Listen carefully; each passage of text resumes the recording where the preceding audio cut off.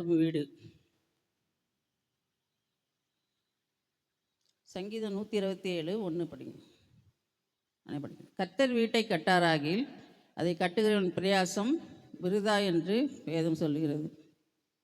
கர்த்தர் கட்டுற வீடுனா செங்கல் மணல்லாம் வச்சு நம்மளை கட்டி கொடுக்க மாட்டார். இந்த வீடு வந்து வாழ்க்கை என்கிற வீடு. கர்த்தர் வந்து நம்ம வீட்டை கட்டுறாரு, ஆனால் பிசாசு வந்து வீட்டை இடிக்கிறான். இன்றைக்கி கர்த்தர் கட்டுற வீடை வந்து ஒரு இல்லஸ்ட்ரேஷன் நான் சொல்கிறேன். ஒரு இந்து பூசாரி ஒருத்தர் இருந்தாராம். அந்த பூசாரி வந்து பூசாரி தொழிலும் செய்துட்டு பாவத்தில் நிறைஞ்சிருந்தனால அவருக்கு வந்து எய்ட்ஸ் நோய் வந்தது. எய்ட்ஸ் நோய் வந்தவுடனே அவங்க குடும்பத்தார் என்ன செய்தாங்க, நம்முடைய பூசாரி தொழிலுக்கே இது அவமானம், நீ வீட்டை விட்டு வெளியே போயிடு அப்படின்னு சொல்லிட்டு அவரை வெளியே துரத்திட்டாங்க. வெளியே துரத்துனா அவர் இன்னும் ரொம்ப டிப்ரெஷன் ஆகி எல்லாரையும் அடிக்க ஆரம்பிச்சிருக்காரு. அப்போது ஒருத்தர் பார்த்து அவர்கிட்ட கொண்டு போய் ஹாஸ்பிட்டலில் சேர்த்துருக்காரு. அப்போ அவருடைய இடம் வந்து வெயிட் வந்து 30 கிலோ தான் இருந்திருக்கு. அவ்வளோ அந்த எய்ட்ஸ் வியாதி வந்து உடம்பு ரொம்ப பாதிச்சிச்சு. அந்த சமயத்தில் வந்து அந்த ஹாஸ்பிட்டலில் வந்து ஒரு நர்ஸ் இருந்திருக்காங்க, கிறிஸ்தவ சகோதரி. அவங்க வந்து ஒரு சுவிசேஷம் அவருக்கு சொல்லியிருக்காங்க. நீ தம்பி, நீ வந்து இயேசு கிறிஸ்துவை ஏற்றுக்கொள்ள, அவர் தான் மெய்யான தெய்வம், அவர் ஒருத்தரால் தான் உனக்கு சுகம் கொடுக்க முடியும், நீ ஏற்றுக்கொண்டேன்னா உன் வாழ்நாள் நீடிக்கும், ரெண்டாவது நீ அவரை ஏற்றுக்கொண்டேன்னா உன்னுடைய வாழ்வு சிறக்கும் அப்படின்னு சொல்லிட்டு அவருக்கு சுவிசேஷத்தை சொல்கிறாங்க. உன் பாவங்களுக்காக அவர் தான் சிலுவையில் மறித்தார் அப்படின்னு சொல்லிட்டு அந்த சகோதரியை அவங்களுக்கு சுவிசேஷம் சொன்னோன்னா அந்த சுவிசேஷத்தை அந்த சகோதரியை ஏற்றுக்கொண்டாங்க. அப்போ அந்த சமயத்தில் பார்த்து ஒரு ஹாஸ்பிட்டல் விசிட்டிங் செய்கிற ஒரு ஊழியக்காரர் வந்திருக்காரு. அவர் வந்து இவருக்கு சுவிசேஷம் சொல்லி ஜெப ப்ரேயர் எடுத்து அவர் தலையிலேருந்து கால் வரைக்கும் பூசிட்டு அவருக்காக ஜெபம் பண்ணியிருக்காரு. அப்போ ஜெபம் பண்ணும்போது கர்த்தர் அவருடைய கண்களை திறந்தார். அந்த எய்ட்ஸ் வியாதி இருக்குல்ல, அவருடைய கண்களை திறந்தார். சிலுவை காட்சியை அவருக்கு காண்பித்தார். அவர் சிலுவை காட்சி பார்த்த உடனே அவருக்கு அப்படியே அழையாக வந்துருக்குது. இவ்வளவு பாடுபட்டிருக்காரா, இவர் தான் மெய்யான தெய்வம், இவர் தான் இத்தனை நாள் எனக்கு தெரியாமல் போயிடுச்சேன்னு சொல்லிட்டு அவர் என்ன செய்தார், ஆண்டவர்கிட்ட அழுது ஜெபிச்சார். ஜெபிக்க தெரியாது, ஆனால் அழுதுருக்காரு. அப்போ கர்த்தர் தரிசனம் காண்பித்து மறைஞ்சிட்டார். அப்போ தான் இவர் நினச்சார், இவர் தான் உண்மையான தெய்வம், இவங்க சொன்னதெல்லாம் கரெக்ட் தான் சொல்லிட்டு கர்த்தரை ஏற்றுக்கொண்டார். கொஞ்ச நாள் ஹாஸ்பிட்டலில் இருக்கும்போது அவருக்கு நாளாக அவருக்கு வெயிட் ஏற ஆரம்பிச்சிச்சு. அவருடைய சரீரத்தில் ஒரு மாற்றம் ஏற்படுது. அப்போது அவர் இப்போ டாக்டர்ஸ்லாம் செக் பண்ணி பார்த்துட்டு என்ன சொல்கிறாங்க, உனக்கு எய்ட்ஸ் வியாதியே இல்லை, உனக்கு எப்படி இப்படி சுகம் கிடச்சிது, ஆச்சரியமாக இருக்குது எங்களுக்கு அப்படின்னு சொல்லிட்டு அவர்கிட்ட சொல்லியிருக்காங்க. கொஞ்ச நாள் அவர் ஹாஸ்பிட்டலில் இருந்தார். ரெண்டாவது அவர் டிஸ்சார்ஜ் பண்ணிட்டாங்க. அவர் வெளியே போய் என்ன பண்ணார், கர்த்தர் எனக்கு சுகம் கொடுத்தாருன்னு சொல்லி எல்லாருக்கும் சாட்சி சொல்லிவிட்டு ஆண்டவரை பற்றி அவர் ஆண்டவரை ஏற்றுக்கொண்டு அவர் என்ன பண்ணார், பைபிள் காலேஜ் சேர்ந்து அவர் பைபிள் கற்றுக்கொண்டு கடைசியில் அவர் இப்போ ஒரு ஊழியக்காரர் அவர் இருக்கிறார். அதாவது கர்த்தர் வந்து என்ன பண்ணுறாரு, புறக்கணிக்கப்பட்டவங்கள, அவருக்கு எய்ட்ஸ் வியாதி வந்ததுன்னு சொன்னோடனே அந்த குடும்பத்தாரெலாம் அவரை வெளியே துரத்திட்டாங்க. வெளியே துரத்தி விட்டு நீ வேண்டவே வேண்டாம், அப்படி புறக்கணிக்கப்பட்ட வாழ்க்கையில் இருக்கவங்களுக்கு தான் கர்த்தர் என்ன பண்ணுறாரு, இந்த வாழ்க்கையை கட்டுறாரு. அவர் மட்டும் ஆண்டவர் ஏற்றுக்கொள்ளினார் என்றைக்கும் மரணம் அடைஞ்சிருப்பார். ஆனால் கர்த்தர் வந்து அப்படிப்பட்ட ஆட்களை தான் என்ன பண்ணுறாரு, தூக்கி நிறுத்துறாரு. எல்லாராலும் புறக்கணிக்கப்பட்டு நீ வேண்டான்னு சொல்லி நீ எதுக்குமே லாய்க்கில்லை, நீ வந்து பிரயோஜனமே இல்லை அப்படின்னு சொல்லிட்டு உங்கள் வாழ்க்கையிலே யாராவது அப்படி சொல்லியிருந்தாங்கன்னா, உங்கள் வாழ்க்கை அப்படிப்பட்ட வாழ்க்கையாக இருந்தால் கர்த்தரை யாராலும் புறக்கணிக்கப்பட்டு நீங்கள் துரத்தப்பட்டீங்கன்னா கர்த்தரை ஏற்றுக்கொள்ளுங்கள். கர்த்தர் உங்கள் வாழ்க்கையை உயர்த்த வல்லவராக இருக்குது. அவர் தான் நம்ம வாழ்க்கையை கட்டுவர்.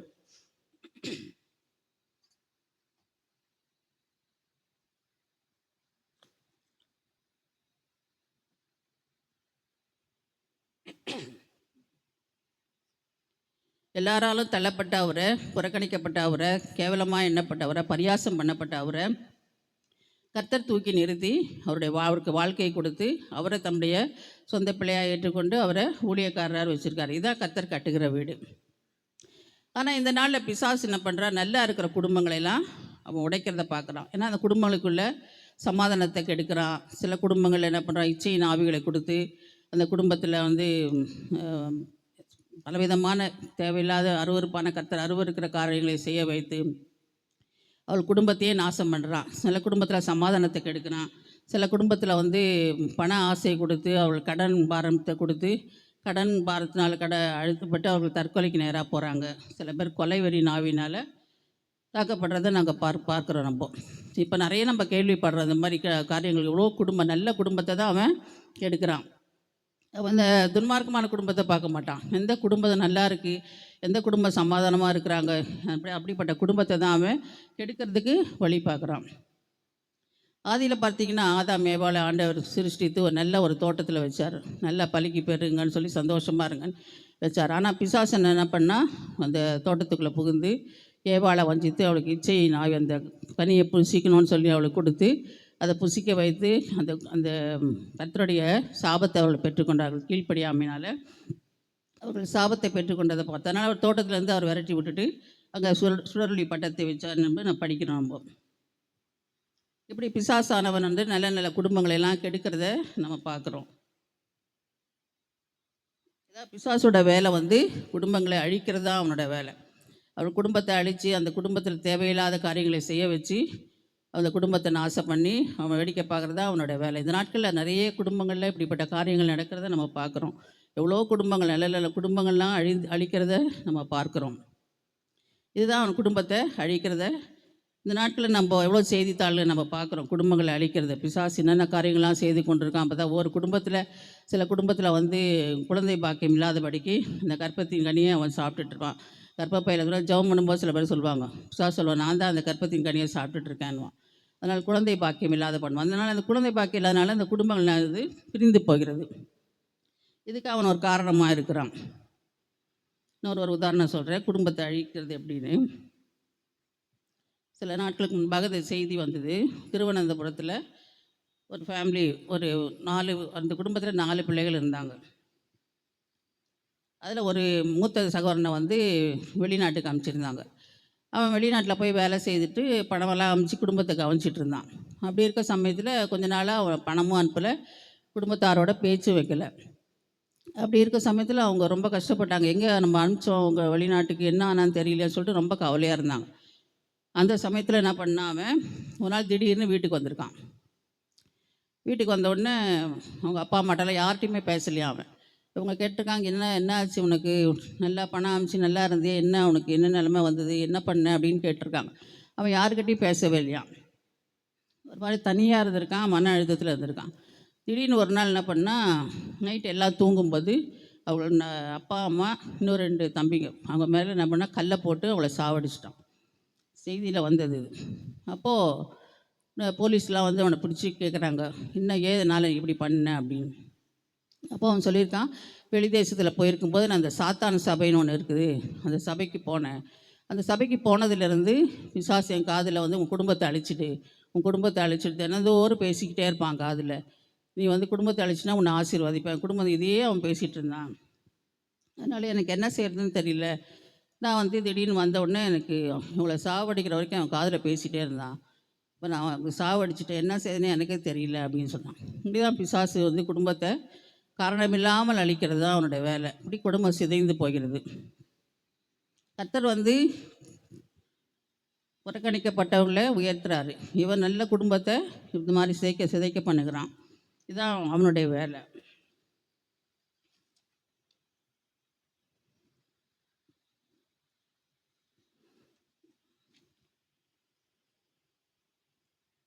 கர்த்தர் எந்தெந்த குடும்பத்தையெல்லாம் கட்டுகிறார் என்று சொல்லி நம்ம பார்ப்போம். எந்த குடும்பம் கர்த்தருக்கு பயப்படுதோ அந்த குடும்பத்தை கர்த்தர் ஆசீர்வதிக்கிறார். கர்த்தருக்கு பயப்படுகிற பயம்னா என்னென்னா, தீமையை வெறுப்பதே கர்த்தருக்கு பயப்படும் பயம் என்று வேதம் நமக்கு சொல்லுகிறது. நீதிமொழிகள் 8:23 நினைக்கிறேன். எடுத்தவங்க படிங்க.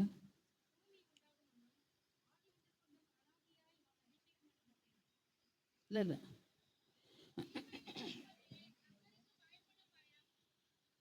இதுதான், தீமையை வெறுப்பதே கர்த்தருக்கு பயப்படும் பயம். சில பேர் கர்த்தருக்கு பயப்படும் பயம்னா என்னென்னு தெரியாது. தீமையான காரியங்களை நம்ம வெறுக்கணும். 2வது, கர்த்தருக்கு பயப்படும் பயம்னா கர்த்தருடைய காரியங்களை நம்ம முதலிடம் கொடுக்கணும். எல்லாவற்றிலும் நம்ம கர்த்தருக்கு முதலிடம் கொடுக்கணும்.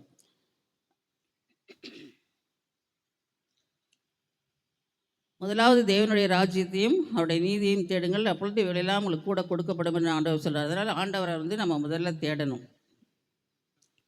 ரெண்டாவது கர்த்தருடைய காரியங்களில் முதலிடம் கொடுக்கணும். ஆலயத்துக்கு போகிறதுக்கு நம்ம முதலிடம் கொடுக்கணும். நிறைய பேர் ஆலயத்துக்கு போகிறதுக்கு லேட்டாக போவாங்க, பாதியில் போவாங்க.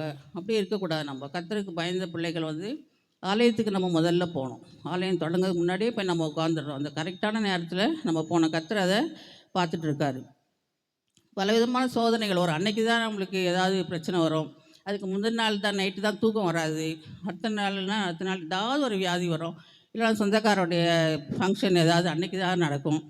நம்ம என்ன பண்ணுவோம், அதுக்கு போயிடுவோம். கர்த்தருக்கு தேடாமல் நம்ம ஆலயத்துக்கு போகாமல் நம்ம இதுக்கு முன்னுரிமை கொடுப்போம். அப்படிப்பட்ட காரியங்களை நம்ம செய்கிறது தவிர்க்கணும். ரெண்டாவது, கர்த்தருக்கு கொடுக்கறதுல நம்ம முதலிடம் ஒடிக்கணும்.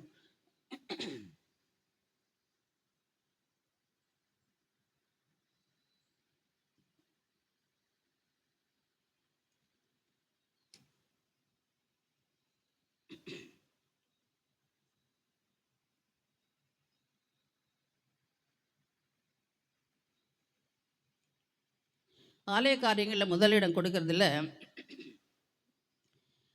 நான் இந்த ஒரு காரியத்தை நான் சொல்கிறேன். உண்மையாக நடந்தது. அது பல வருஷத்துக்கு முன்பதாக. அந்த நாட்களெல்லாம் எங்கள் வீட்டில் தண்ணி வர்றது கொஞ்சம் கஷ்டம். 10 நாளைக்கு ஒரு தடவை தான் எங்கள் வீட்டில் தண்ணி வரும்.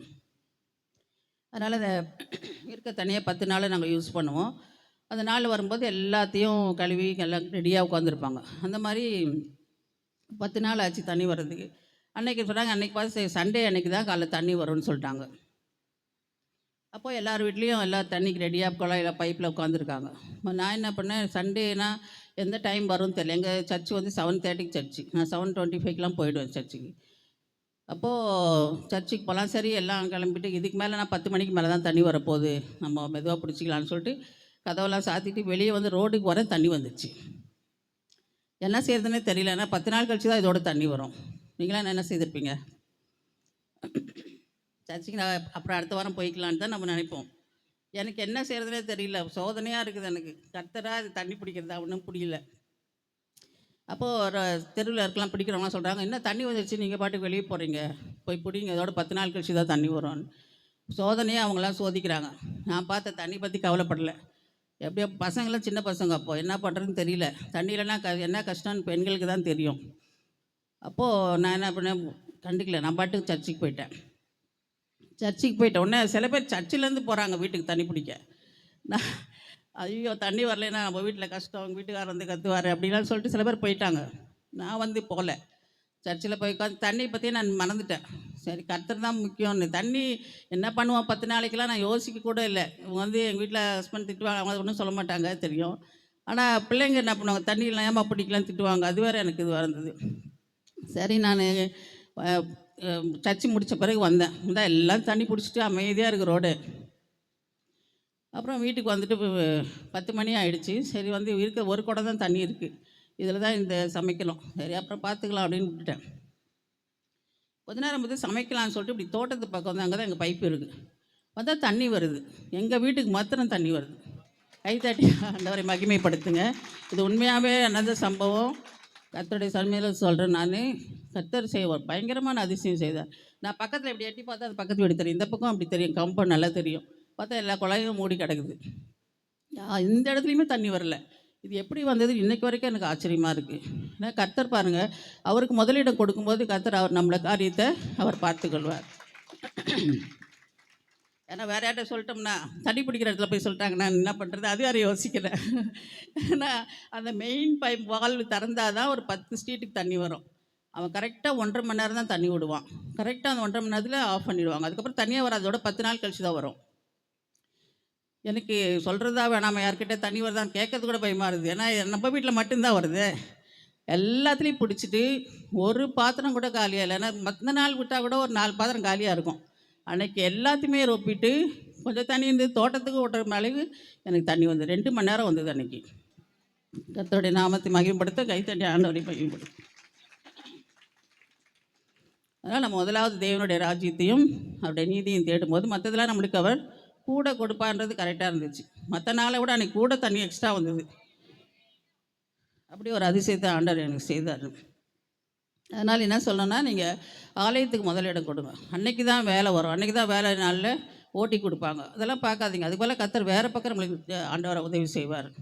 அதனால் அந்த நாளை நம்ம கர்த்தருக்குன்னு கொடுத்தோம்னா, கர்த்தர் அந்த நாளை நம்மளுக்கு அதை ஆசீர்வாதமாக மாற்றி தருவார்.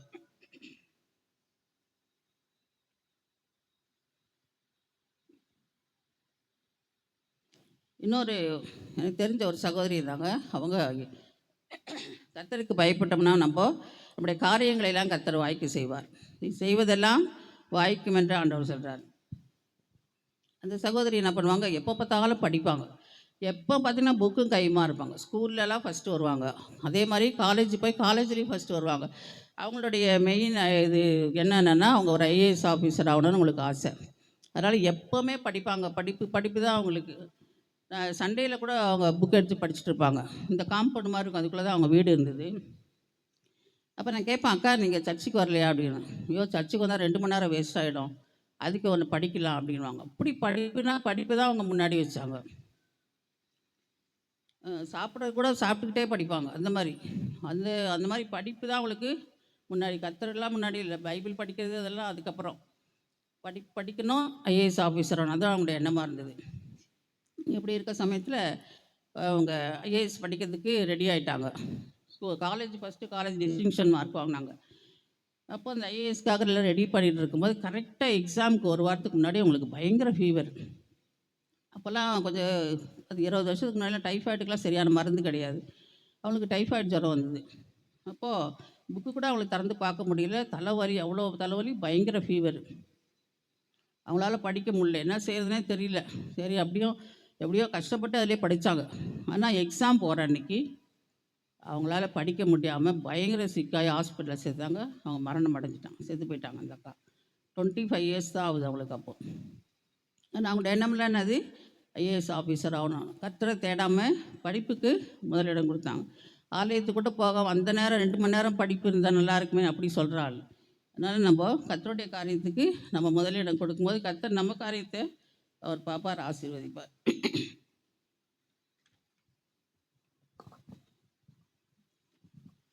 128ஆம் சங்கீதத்தில் பார்த்தீங்கன்னா, கர்த்தருக்கு பயந்து அவர் வழிகளில் நடக்கிறவனோ அவன் பாக்கியவான் என்று எழுதியிருக்கு. உன் கைகளின் பிரயாசத்தை நீ சாப்பிடுவா என்று எழுதியிருக்கிறது.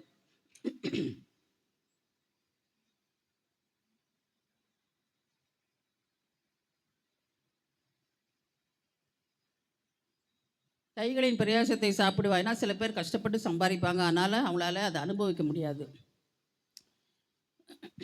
வாங்குகிற சம்பளம் என்ன, கஷ்டப்பட்டு உழைச்சி வாங்குகிற சம்பளத்தை வட்டிக்காரன் பிடிக்கிட்டு போயிடுவான். சில பேர் ஹாஸ்பிட்டல் கொண்டு போய் கொடுப்பாங்க, சில பேர் போலீஸ் ஸ்டேஷனு, கோர்ட்டு கேஸு, இதுக்கே செலவழிக்க வேண்டியதாகிடும். அப்படி இல்லாதபடிக்கு நம்ம கையின் பிரயாசத்தை நம்ம சாப்பிடணும். கொஞ்சம் பணம் சம்பாதிச்சாலும் அந்த பணம் நம்மளுக்கு ஆசீர்வாதமாக இருக்கணும்னா நம்ம என்ன செய்யணும், கர்த்தருக்கு பயப்படுகிற பயத்தில் நம்ம வளர வேண்டியது அவசியம். கர்த்தர் அப்போ மற்ற காரியங்களையெல்லாம் அவர் பார்த்து கொள்வார். 2வது உன் பிள்ளைகளின் பிள்ளைகளை காண்பாயின்னு எழுதியிருக்கு. 128ஆம் சங்கீதத்தில் பார்க்கலாம். நம்ம எல்லாருக்கும் தெரிஞ்ச சங்கீதம்னா திருமணத்துலலாம் அதுதான் படிப்பாங்க. பிள்ளைகளின் பிள்ளைகளை காண்பாயின்னா அப்போது நம்மளுக்கு பேரம்பத்திலாம் பார்க்கலான்னு ஆயுஷ் நாட்களை நம்மளுக்கு கூட்டி தருவார். நிறைய பேர் பார்த்திங்கன்னா கஷ்டப்பட்டு சம்பாதிப்பாங்க. ஒரு பையன் ஒரு பொண்ணு தான் வச்சுருப்பாங்க. சம்பாதிக்கிற பணம் எல்லாம் அந்த பிள்ளைகளுக்காக செலவழிக்கும். ஆனால் கரெக்டாக திருமணம் அதுக்கு முன்னாடி மறித்து போயிடுவாங்க. பிள்ளைகளுடைய கல்யாணத்தை பார்க்காதே போயிடுவாங்க. அப்படி இல்லாதபடிக்கு ஆண்டவர் நம்மளுக்கு என்ன வாக்குத்தத்தம் கொடுத்துருக்காரு, நீ உன் பிள்ளைகளின் பிள்ளைகளை காண்பாய்ன்னு சொல்லியிருக்காரு. எருசலேமுக்கு உண்டாகும் சமாதானத்தையும் நீ காண்பாயின்னு, சமாதானத்தையும் ஆண்டவர் நம்மளுக்கு தருவார். அதனால் நம்ம கர்த்தருக்கு பயப்படுகிற பயத்தில் நம்ம எப்போதும் இருக்க வேண்டியது அவசியம்.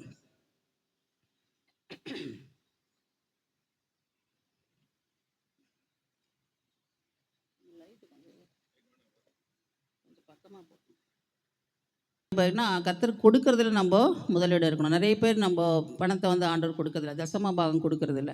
சில பேர் தசமாக எடுத்து வைப்பாங்க, ஐயோ இது நம்மளுக்கு இன்னும் கொஞ்சம் செலவுக்கு வேணுமென்ட்டு அதுலேருந்து எடுக்கிறவங்களாம் இருக்கிறாங்க. அப்படிலாம் இருக்கக்கூடாது. கர்த்தருக்கு கொடுக்க வேண்டியதில் நம்ம முதலிடம் கொடுக்கணும். தசம பாகம் நம்ம சம்பளத்தில் ஒரு பங்கு ஆண்டவருக்குன்னு கொடுக்கணும், ஒரு பங்கு ஏழைகளுக்குன்னு எடுத்து வைக்கணும். அப்படி செய்து பாருங்கள், கர்த்தர் நம்ம வருமானத்தை ஆசீர்வதிப்பார். கடன் வாங்க மாட்டோம் நம்ம.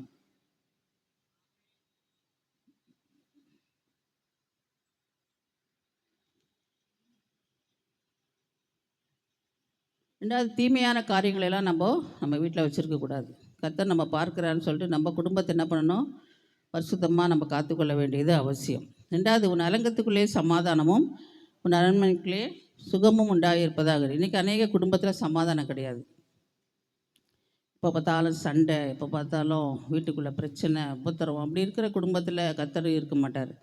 ஏன்னா பிசாசு தான் அப்படிப்பட்ட சண்டைகளையும் உபத்திரவங்களையும் வேதனைகளையும் உண்டாக்குறவன். அதனால் நம்ம குடும்பத்தில் சமாதானமாக இருக்கணும். சமாதானத்தை நாடுங்கள் என்று ஆண்டவர் சொல்கிறார். அதனால் சமாதானமாக இருக்கணும். ஒருத்தருக்கு ஒருத்தர் விட்டு கொடுத்து இருக்கும்போது சமாதானத்தை தேவன் கொடுப்பார்.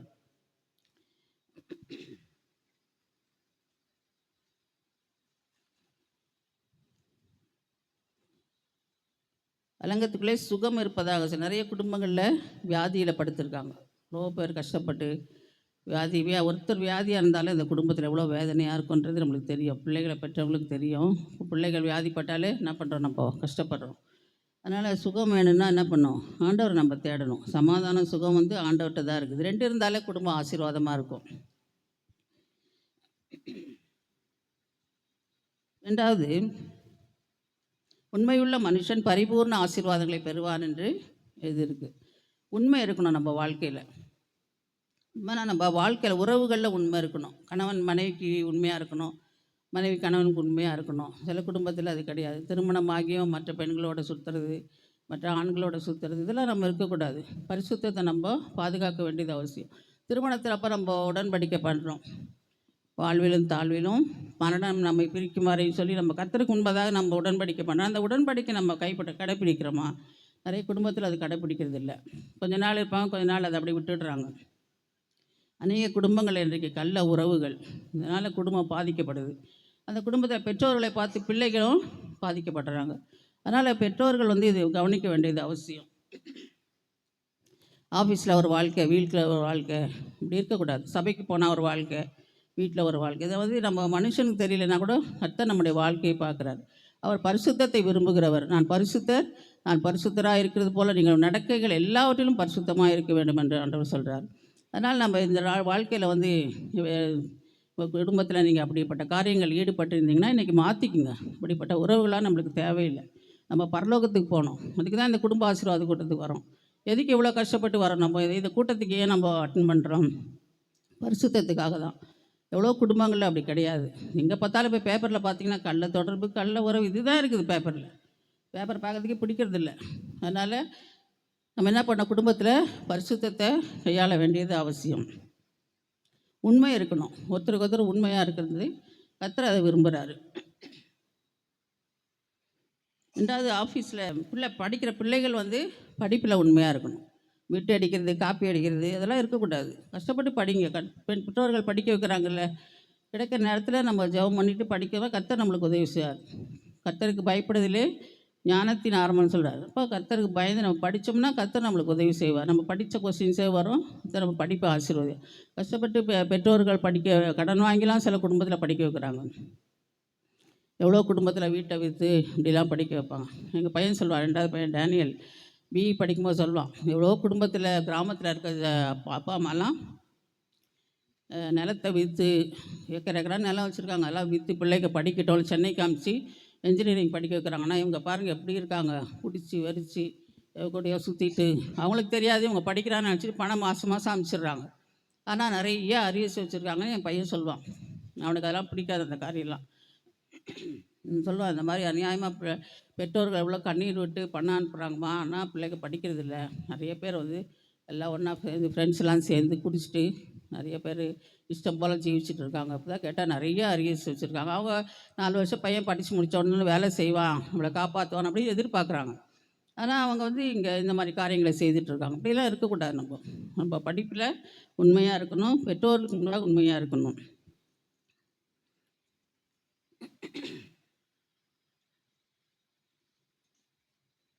சில வந்து வேலையில் உண்மையாக இருக்க மாட்டாங்க. வேலைக்குன்னு வந்துட்டு லேட்டாக வந்துட்டு என்ன பண்ணுவாங்க, சீக்கிரம் வந்த மாதிரி சைன் போடுறது, இதெல்லாம் உண்மை இல்லை. எவ்வளோ பேர் இந்த மாதிரி காரியங்கள்லாம் செய்திருக்கீங்க, இன்றைக்கி மாற்றிக்கிங்க. கர்த்தர் அதை பார்த்து கொண்டிருக்காரு. இப்படிப்பட்ட காரியங்களை நம்ம செய்கிறது நம்ம நிறுத்தி கொள்ள வேண்டியது அவசியம். பிஸ்னஸ் பண்ணுறவங்களாம் கள்ளத்தராசு வச்சிருக்கக்கூடாது. கள்ளத்தராசு கர்த்தருக்கு அருவருப்பானது என்று வேதம் சொல்லுது. அதனால் அந்த இப்படிப்பட்ட கள்ள தராசெல்லாம் வைக்கக்கூடாது, கலப்படம் இருக்கக்கூடாது. கலப்படம் பண்ணால் எவ்வளோ குடும்பத்தில் எவ்வளோ வியாதிகள் வருது. அப்போ நம்ம குடும்பத்தில் அது சாபமாக மாறிட்டோம். அதனால் பிஸ்னஸ் பண்ணுறவங்களாம் அதில் உண்மையாக இருக்கணும்.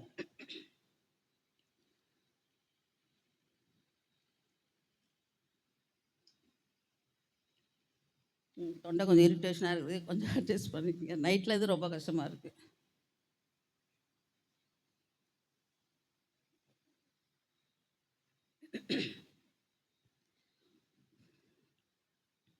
அதே மாதிரி ஊழியம் செய்கிறவங்க சில பேர் ஊழியமும் செய்துட்டு வேலைக்கும் போகிறவங்க இருக்காங்க.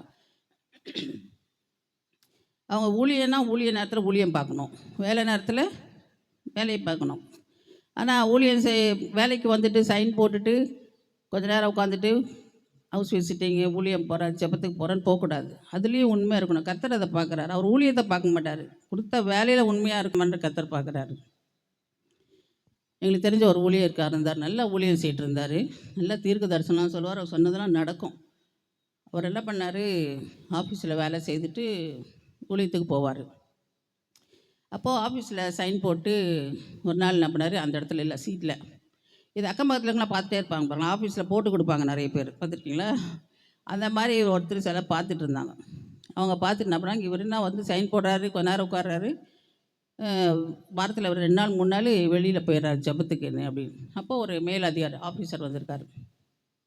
அவர் வந்து பார்த்துட்டு இந்த சீட்டில் இருக்கவங்க எங்கே காணோம் அப்படின்ட்டு இருக்காரு. அப்போ சொல்லிட்டாங்க, இந்த மாதிரி வந்து சைன் போட்டு அவர் ஏதோ ப்ரேயருக்கு போயிட்டார். நாள் பார்த்தாரு, வேலையை விட்டு எடுத்துட்டார். வேலை போச்சா, வேலை போய் கொஞ்ச நாளில் ஊழியம் எப்படி செய்ய முடியும்? சரி, வேலையும் செய்யிட்டு ஊழியம் செய்யிட்டு இருந்தார். திடீர்னு இப்போது வேலை இல்லாதனால ஊழியத்தை அவரால் செய்ய முடியல, ஜெபம் பண்ண முடியல, கவலை வந்துடுச்சு, பிரச்சனை வந்துடுச்சு வீட்டில். கடைசியில் அவர் ஊழியமும் செய்ய முடியாமல் ஊழியத்தை விட்டுட்டு இப்போ சும்மா இருக்கார், ரொம்ப கஷ்டப்பட்டுன்னு இருக்கார். அதனால் நம்ம என்ன பண்ண, வேலையிலையும் உண்மையாக இருக்கணும், ஊழியத்துலேயும் உண்மையாக இருக்கணும். கொஞ்சத்தில் உண்மையாக இருந்தால் அநேகத்தின் பேரில் உன்னை அதிகாரியாக வைப்பேன் என்று சொன்னார். நீ நீசருக்கு முன்பாக நில்லாமல் ராஜாக்களுக்கு முன்பாக நிற்பாயின்னு ஆண்டவர் சொல்கிறார்.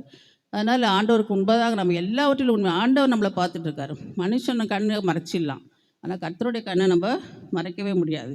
அதனால் உண்மை உள்ள வாழ்க்கை வாழ்ந்தால் தான் நம்ம கர்த்தர் நம்மளை ஆசீர்வதிப்பார்.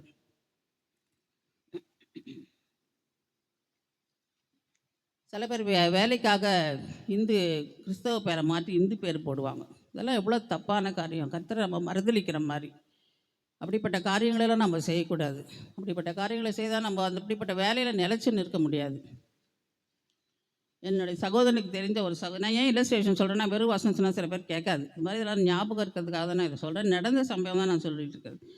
அப்போது என்னுடைய அண்ணனோட ஃப்ரெண்டு வந்து நல்லா வேலை செய்கிட்டு இருந்தார். ஆனால் இன்னும் நல்ல வேலை கவர்மெண்ட் ஜாப் கிடைக்கணும்னு சொல்லிவிட்டு அவரோட கிறிஸ்டின் பேரை மாற்றி இந்து பேரை போட்டு எல்லாத்தையும் மாற்றி என்ன பண்ணார், அந்த வேலையில் போய் சேர்ந்துட்டார். எங்கள் அண்ணன்ட்ட வந்து சொன்னார், என்கிட்ட சொன்னால் அதெல்லாம் செய்யக்கூடாது, தப்பு, கர்த்தருக்கு பிரியமில்லை. அதெல்லாம் பார்த்தா எப்படி முடியும், நம்மளுக்கு பணம் வேணும் நம்ம அப்படின்னு சொல்லிட்டு அப்படி ஒரு மாதிரி பேசினார். கொஞ்ச நாள் தான் வேலை செய்தார். வாலிப வயசில் ஹார்ட் அட்டாக்கில் செத்து போயிட்டார். பார்த்தீங்களா, கடைசியில் கர்த்தரையும் விட்டுட்டார், வேலையும் போச்சு, குடும்பத்தையும் கவனிக்க முடியாமல் போச்சு. இப்படி பல காரியங்கள் நம்ம வாழ்க்கையில் நம்ம அனுபவத்தில் பார்க்குறோம். அதனால் நம்ம கர்த்தருக்கு முன்னாடி உண்மையாக இருக்கணும். கர்த்தர் இந்த வேலையில்னா இன்னொரு வேலை நம்மளுக்கு தருவார். கர்த்தர் எடுத்து நம்ம ஜெபிக்கணும். நல்ல வேலை தாங்க ஆண்டவரையும் ஜெபிச்சா கர்த்தர் நம்மளுக்கு தர வல்லமுள்ளவராக இருக்கிறார். அதை விட்டுட்டு நம்ம மாற்றி இதை மாற்றி அதை மாற்றி உண்மை இல்லாமல் இருந்தோம்னா நம்மளுக்கு ஆசீர்வாதம் போயிடும். அதனால் நம்ம வாழ்க்கையில் உண்மையை கற்றுக்கொள்ள வேண்டியது அவசியம். அடுத்ததாக பார்ப்போம்னா, நம்ம எதையெல்லாம் நம்ம காத்துக்கொள்ள வேண்டும் என்று சொல்லி ஒரு 5-6 காரியத்தை நம்ம பார்ப்போம்.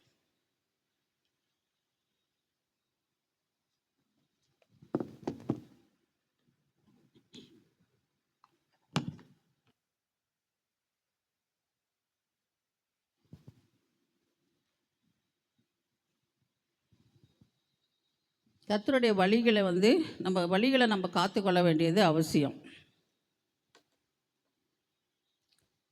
கர்த்தர் சொல்கிறாரு, என் வழிகள் என் நினைவுகள் உன் நினைவுகள் அல்ல, என் வழிகள் உன் வழிகளும் அல்லன்னு ஆண்டவர் சொல்கிறாரு.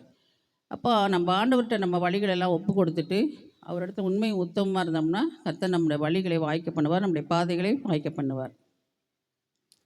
ஏசாயா 55:8 படிங்க.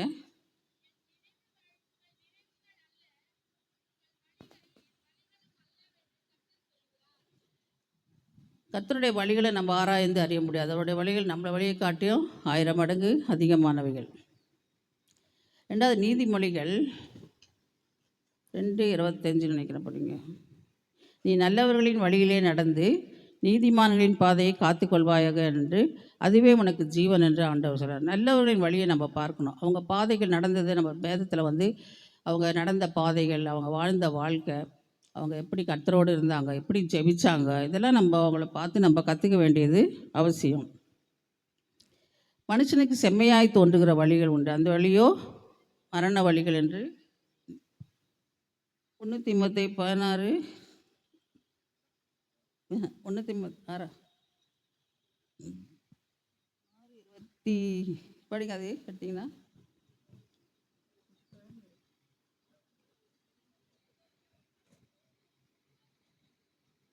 மனுஷனுக்கு செம்மையாய் தோன்றுகிற வழிகள் உண்டு, அந்த வழியோ மரண வழின்னு வேதத்தில் சொல்லுது. அதனால் நம்ம என்ன பண்ணோம், மனுஷனுக்கு நல்லா இருக்கும் அந்த வழிகள், ஆனால் கர்த்தருடைய பார்வைக்கு அது பொல்லாததாக இருக்கும்.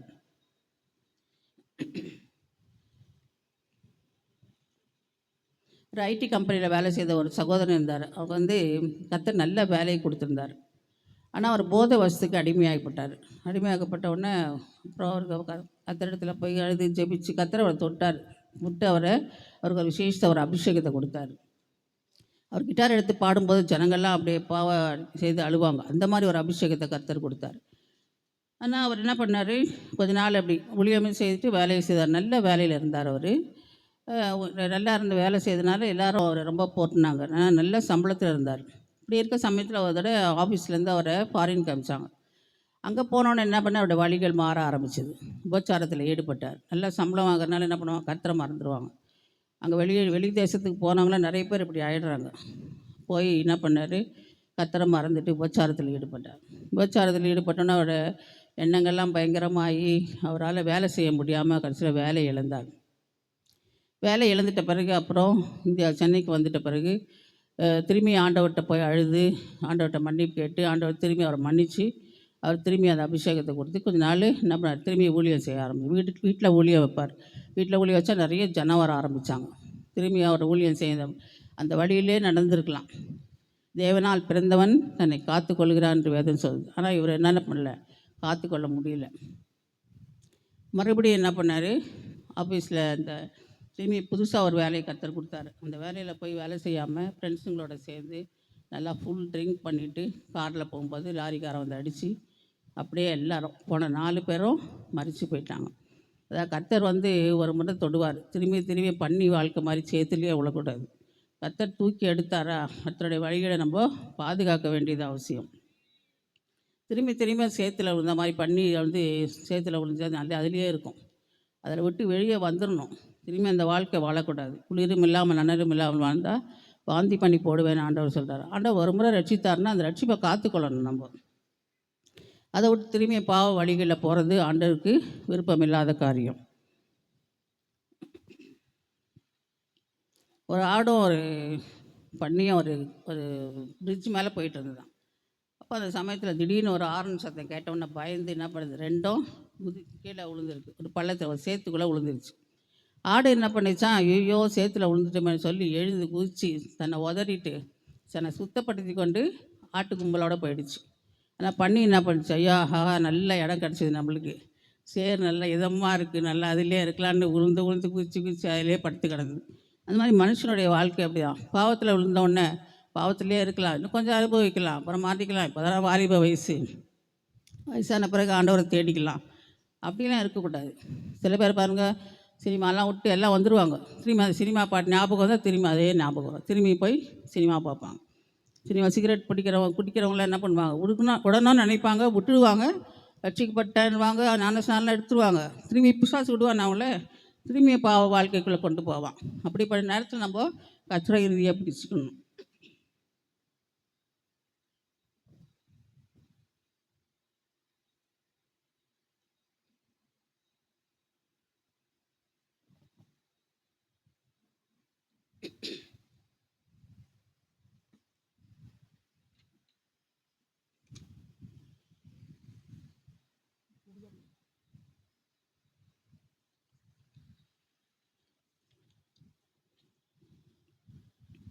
புத்திமதிகளை காத்துக்கொள் என்று வேதம் சொல்லுகிறது. நீதிமொழிகள் 4:13 படிங்க.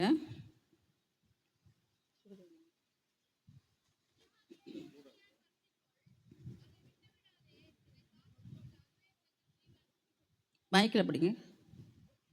புத்திமதிகளை உறுதியாய் பற்றிக்கொள். புத்திமதியை உறுதியாய் பற்றிக்கொள், அதை விட்டுவிடாதே, அதை காத்துக்கொள், அதுவே உனக்கு ஜீவன்.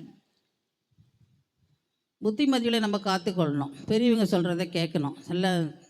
உனக்கு என்ன தெரியும் அப்படிலாம் சொல்லக்கூடாது. தாய் தகப்பனுடைய புத்தியை கேட்கணும். தன் தகப்பன் புத்தியை கேள் என்று வேதம் சொல்லுது. சில பேர் தகப்பன் புத்தியை கேட்கறதில்ல. இந்த காலத்து பிள்ளைங்க அதெல்லாம் கேட்கறதில்ல. எனக்கெல்லாம் தெரியும், படிச்சிடறதுனால தாய் தகப்பன் புத்தியை கேட்கறதில்ல. அப்படி இருக்கக்கூடாது. வேதத்தின்படி நம்ம தாய் தகப்பன் புத்தியை கேட்கணும். அவரோட ஆலோசனையை கேட்கணும். ஞானவான்களின் ஆலோசனையை நம்ம கேட்கணும். பரிசுத்தவானுடைய ஆலோசனையை நம்ம கேட்கணும். ஒரு சகோதரன் வந்து ஊழியம் செய்துட்டு இருந்தாராம். அப்போ அந்த சபையில் வந்து ரொம்ப கொஞ்சோண்டு பேர் தான் இருந்திருக்காங்க. ரொம்ப நாளாக அவர் எவ்வளோ ஜெபிச்சு பார்த்துருக்காரு. கொஞ்சம் பேர் தான் இருந்திருக்காங்க. அப்போ அந்த சபையில் சகோதரன் டிஜே தினகரில் ஊழியக்காரர் அவர் போயிருந்தார். அப்போ அந்த தம்பி சொன்னாரா, அங்கிள் எனக்கு கூட்டத்தில் வந்து கூட்டம் நடத்துகிறேன், எனக்கு ஆளுங்களை வரமாட்டேங்குது, என்ன செய்கிறது அப்படின்னு. அப்போது டிஜே அங்கிள் வந்து ஒரு ஆலோசனை கொடுத்தாங்க. தம்பி, நீ வாரத்தில் ஒரு நாள் சுகமளிக்கிற கூட்டம் இல்லை விடுதலை கூட்டம் நடத்திப்பார் அப்படின்னு. அவர் உடனே அது ஆலோசனை கீழ்ப்படிஞ்சு, அந்த புத்திமதி கீழ்ப்படிஞ்சு என்ன பண்ணார், ஜபிச்சு அடுத்த வாரத்துலேருந்து ஆரம்பிச்சிட்டார். அப்புறம் கொஞ்ச நாள் 2 வருஷம் கழித்து திரும்பியும் டிஜே அங்கிள் அங்கே போயிருக்காங்க. அப்போ இவர் சொன்னார், எனக்கு வந்து ஒரு ஜெபம் பண்ணுங்க அப்படின்னு. இவர் போனால் 2000 பேர் இருக்காங்களாம். முதல்ல ஒரு 20 பேர்கிட்டயே வச்சுட்டு ரொம்ப நாளாக அந்த சபையை நடத்திட்டு இருந்த அந்த தம்பி கூட்டம் அப்புறம் அவர் சொன்னார், என்ன தம்பி இவ்வளோ கூட்டமாக இருக்குன்னா, நீங்கள் சொன்ன ஆலோசனையை நான் கேட்டேன். எப்போ ஊழியத்தில் எனக்கு கர்த்தர் ஆசீர்வதிச்சு இப்போ வந்து ஊழியம் நல்லா நடக்குது அப்படின்னு. புத்திமதிகளை கேட்கணும், ஆலோசனை கேட்கணும், நல்லவருடைய ஆலோசனை கேட்கணும். துன்மார்க்கனுடைய ஆலோசனையை நம்ம கேட்கக்கூடாது. கர்த்தர் இப்படிப்பட்ட பரிசுத்தவான்களை வச்சுருப்பார். கர்த்தரை நேராக வந்து பேச மாட்டார். இப்படி பரிசுத்தவான்கள் மூலம், தாய் தகப்பன் மூலம், நல்ல ஒரு பெரியவங்கள் மூலம் நம்மளுக்கு ஆலோசனை கொடுக்கும்போது அந்த ஆலோசனை நம்ம தட்டி விடக்கூடாது, அதை கேட்கணும். தானியேல் 4:27 படிங்க.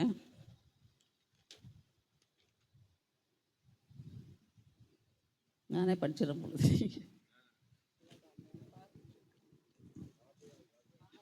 ஆகையால் ராஜாவே, நான் சொல்லும் ஆலோசனையை நீர் அங்கீகரித்து கொண்டு நீதியை செய்து உமது பாவங்களையும் சிறுமையானவர்களுக்கு இறங்கி உமது அக்கிரமங்களையும் அகற்றிவிடும், அப்பொழுது உம்முடைய வாழ்வு நீடித்திருக்கலாம் என்றான். நேபுகாத்நேச்சார் வந்து ஒரு சொப்பனக்காரர். அவர் வந்து மிருகத்தை போல் கொஞ்ச நாள் வெளியே இருப்பார்னு சொல்லிட்டு ஒரு சொப்பனம் பார்க்குறாரு. அவருக்கு ஒன்றும் புரியல. அந்த சொப்பனத்தை பார்த்து என்ன பண்ணார், தானியேல் வந்து நல்லா தரிசனம் சொப்பனம் பார்க்குறவரில் அவர்கிட்ட போய் ஆலோசனை கேட்குறாரு. அப்போது அவர் என்ன சொல்கிறாரு, அவருடைய பாவம் அக்கிரமம் நீங்கள் நீதியை செய்து என்ன பண்ணணும், சிறுமையானவர்களுக்கு சிறுமையானவர்களுக்கு இறங்கி உமது அக்கிரமங்களையும் அகற்றிவிடும், அப்பொழுது உம்முடைய வாழ்வு நீடித்திருக்கலாம் என்றான். எவ்வளோ நல்ல ஆலோசனை கொடுக்குறாரு. இவர் பயங்கரமாக அந்த மிருகத்தை போல இருப்பேன்னு சொல்லி புல்லு மேய்வன்னு சொல்லிட்டு அவர் சொப்பனம் பார்க்குறாரு. ஆனால் அந்த வந்து தானியல்கிட்ட போய் அந்த தீர்க்கதரிசிகிட்ட சொல்லும்போது, பரிசுத்தவான்கிட்ட சொல்லும்போது அவர் ஒரு ஆலோசனை கொடுக்குறாரு. நீ என்ன பண்ண, சிறுமையானவர்களுக்கு இறங்கணும், ஏழைகளுக்கு கொடுக்கணும், அப்போ ஒரு வேளை உன்னுடைய நீதி செய்யணும், அப்போ உன்னுடைய பாவமும் அக்கிரமமும் மாறி நீ என்ன பண்ணுவ, உன்னுடைய வாழ்வு நீடிக்கும்னு சொல்கிறார். ஆனால் அவர் கேட்டாரா, கேட்கல. புத்திமதிகளை தள்ளி விட்டுட்டார். அதே மாதிரி அவர் சொப்பனம் கண்டது போலவே அவர் பாடுபடுறதை நம்ம வேதத்தில் படிக்கிறோம். அடுத்ததாக பார்த்தோம்னா,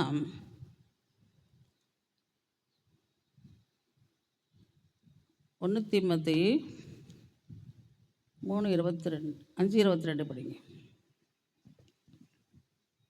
ஒருவன் மேலும் சீக்கிரமாய் கைகளை வையாதே, மற்றவர்கள் செய்யும் பாவங்களுக்கும் உடன்படாதே, உன்னை சுத்தவானாக காத்துக்கொள். நம்ம சுத்தவானாக காத்துக்கொள்ளணும். நம்ம கைகள் எப்படி இருக்கணுமா, சுத்தமாக இருக்கணும். நிறைய பேர் பணம் லஞ்சம் வாங்கிறது, பணத்தை வட்டி கூடுறது, இப்படிப்பட்ட காரியங்களை செய்யக்கூடாது. வட்டி பணம் வந்து நம்மளுக்கு சாபத்தை கொண்டு வரும். நிறைய பேர் கஷ்டப்பட்டு சம்பாரித்து வட்டி கூட்டு நம்ம பணக்காரன் ஆகலான்னு நினைப்பாங்க. அதனால் ஆக முடியாது. ஆனாலும் அந்த வீட்டுக்குள்ளே என்ன இருக்கும், சாபம் இருக்கும். வட்டிக்கு விட்டு வாங்கின வீடெல்லாம் அப்படி சாபத்துக்குள்ளே இருக்கிறத நம்ம பார்க்குறோம். அந்த பிள்ளைகளுடைய வாழ்க்கை நல்லா இருக்காது. அதனால் நம்ம பணத்தை வட்டிக்கு விடாமலும் பைபிளில் இருக்குது, பணத்தை வட்டிக்கு விடாமலும் குற்றமில்லாதனுக்கு விரோதமாய் பரிதானம் வாங்காமல் இருங்கள் என்று வேதம் சொல்லுது. அதனால் நம்ம வேதத்தை படிக்கணும். வேதத்தை படித்ததுக்கு நம்ம கீழ்ப்படியணும். ஏதோ ஏனோ தானோன்று நம்ம வேதம் படிக்கக்கூடாது. அதனால் வட்டி பணம் நம்ம வீட்டில் சாபத்தை கொண்டு வரும். லஞ்ச பணம் வீட்டில் சாபத்தை கொண்டு வரும். தேவையில்லாத பணம், குறுக்கு வழியில் சம்பாதிக்கிற எந்த பணமும் நிலச்சி நிற்காது. 100 ரூபாய் சம்பாரித்தோம்னா நமக்கு 1000 ரூபாய் செலவு வரும். அதனால் நம்ம அதிலெல்லாம் பரிசுத்தமாக இருக்க வேண்டியது நம்ம கைகளை சுத்தமாக காத்துக்கொள்ள, சுத்தவான்களாய் நம்ம காத்துக்கொள்ள வேண்டியது அவசியம்.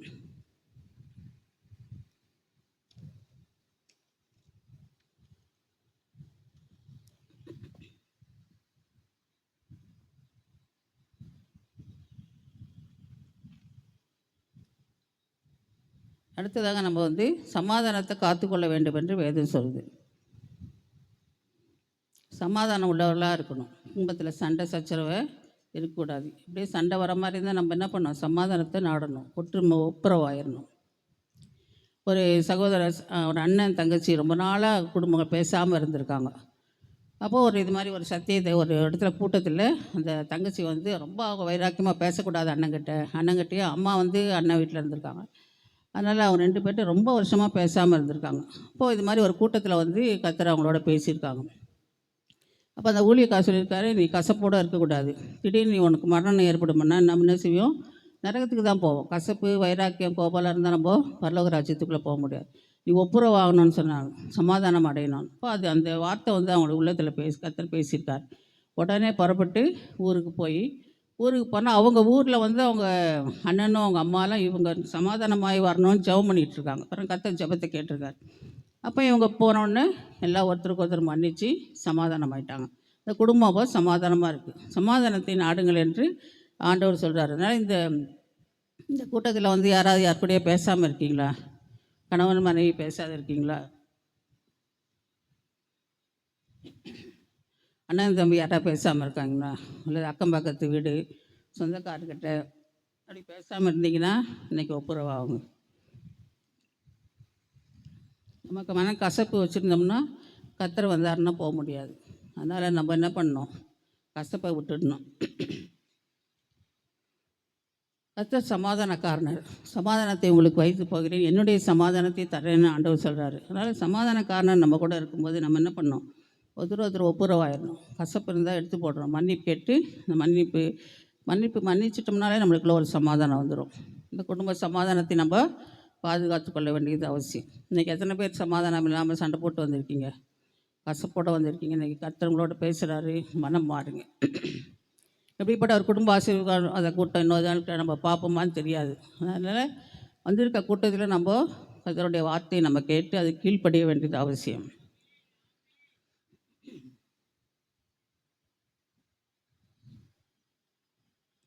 மற்றவர்களுடைய பாவங்களுக்கு நம்ம உட்படலாகாதுன்னு வேதம் சொல்லுது.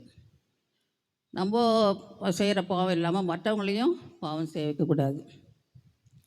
ஒரு சர்ச்சில் ஒரு பாஸ்டர் அம்மா என்ன பண்ணியிருக்காங்க, இன்னொரு பாஸ்டர் அம்மாவுக்கு ஒரு உதவி செய்திருக்காங்க. உதவினா நல்ல உதவி இல்லை, இந்த பாஸ்டர் அம்மா நினச்சிக்காதீங்க, ஏதோ ஒரு சபையில் நீங்கள் வேறு பாஸ்டர் அம்மான்னு அவங்கள பார்த்துடாதீங்க.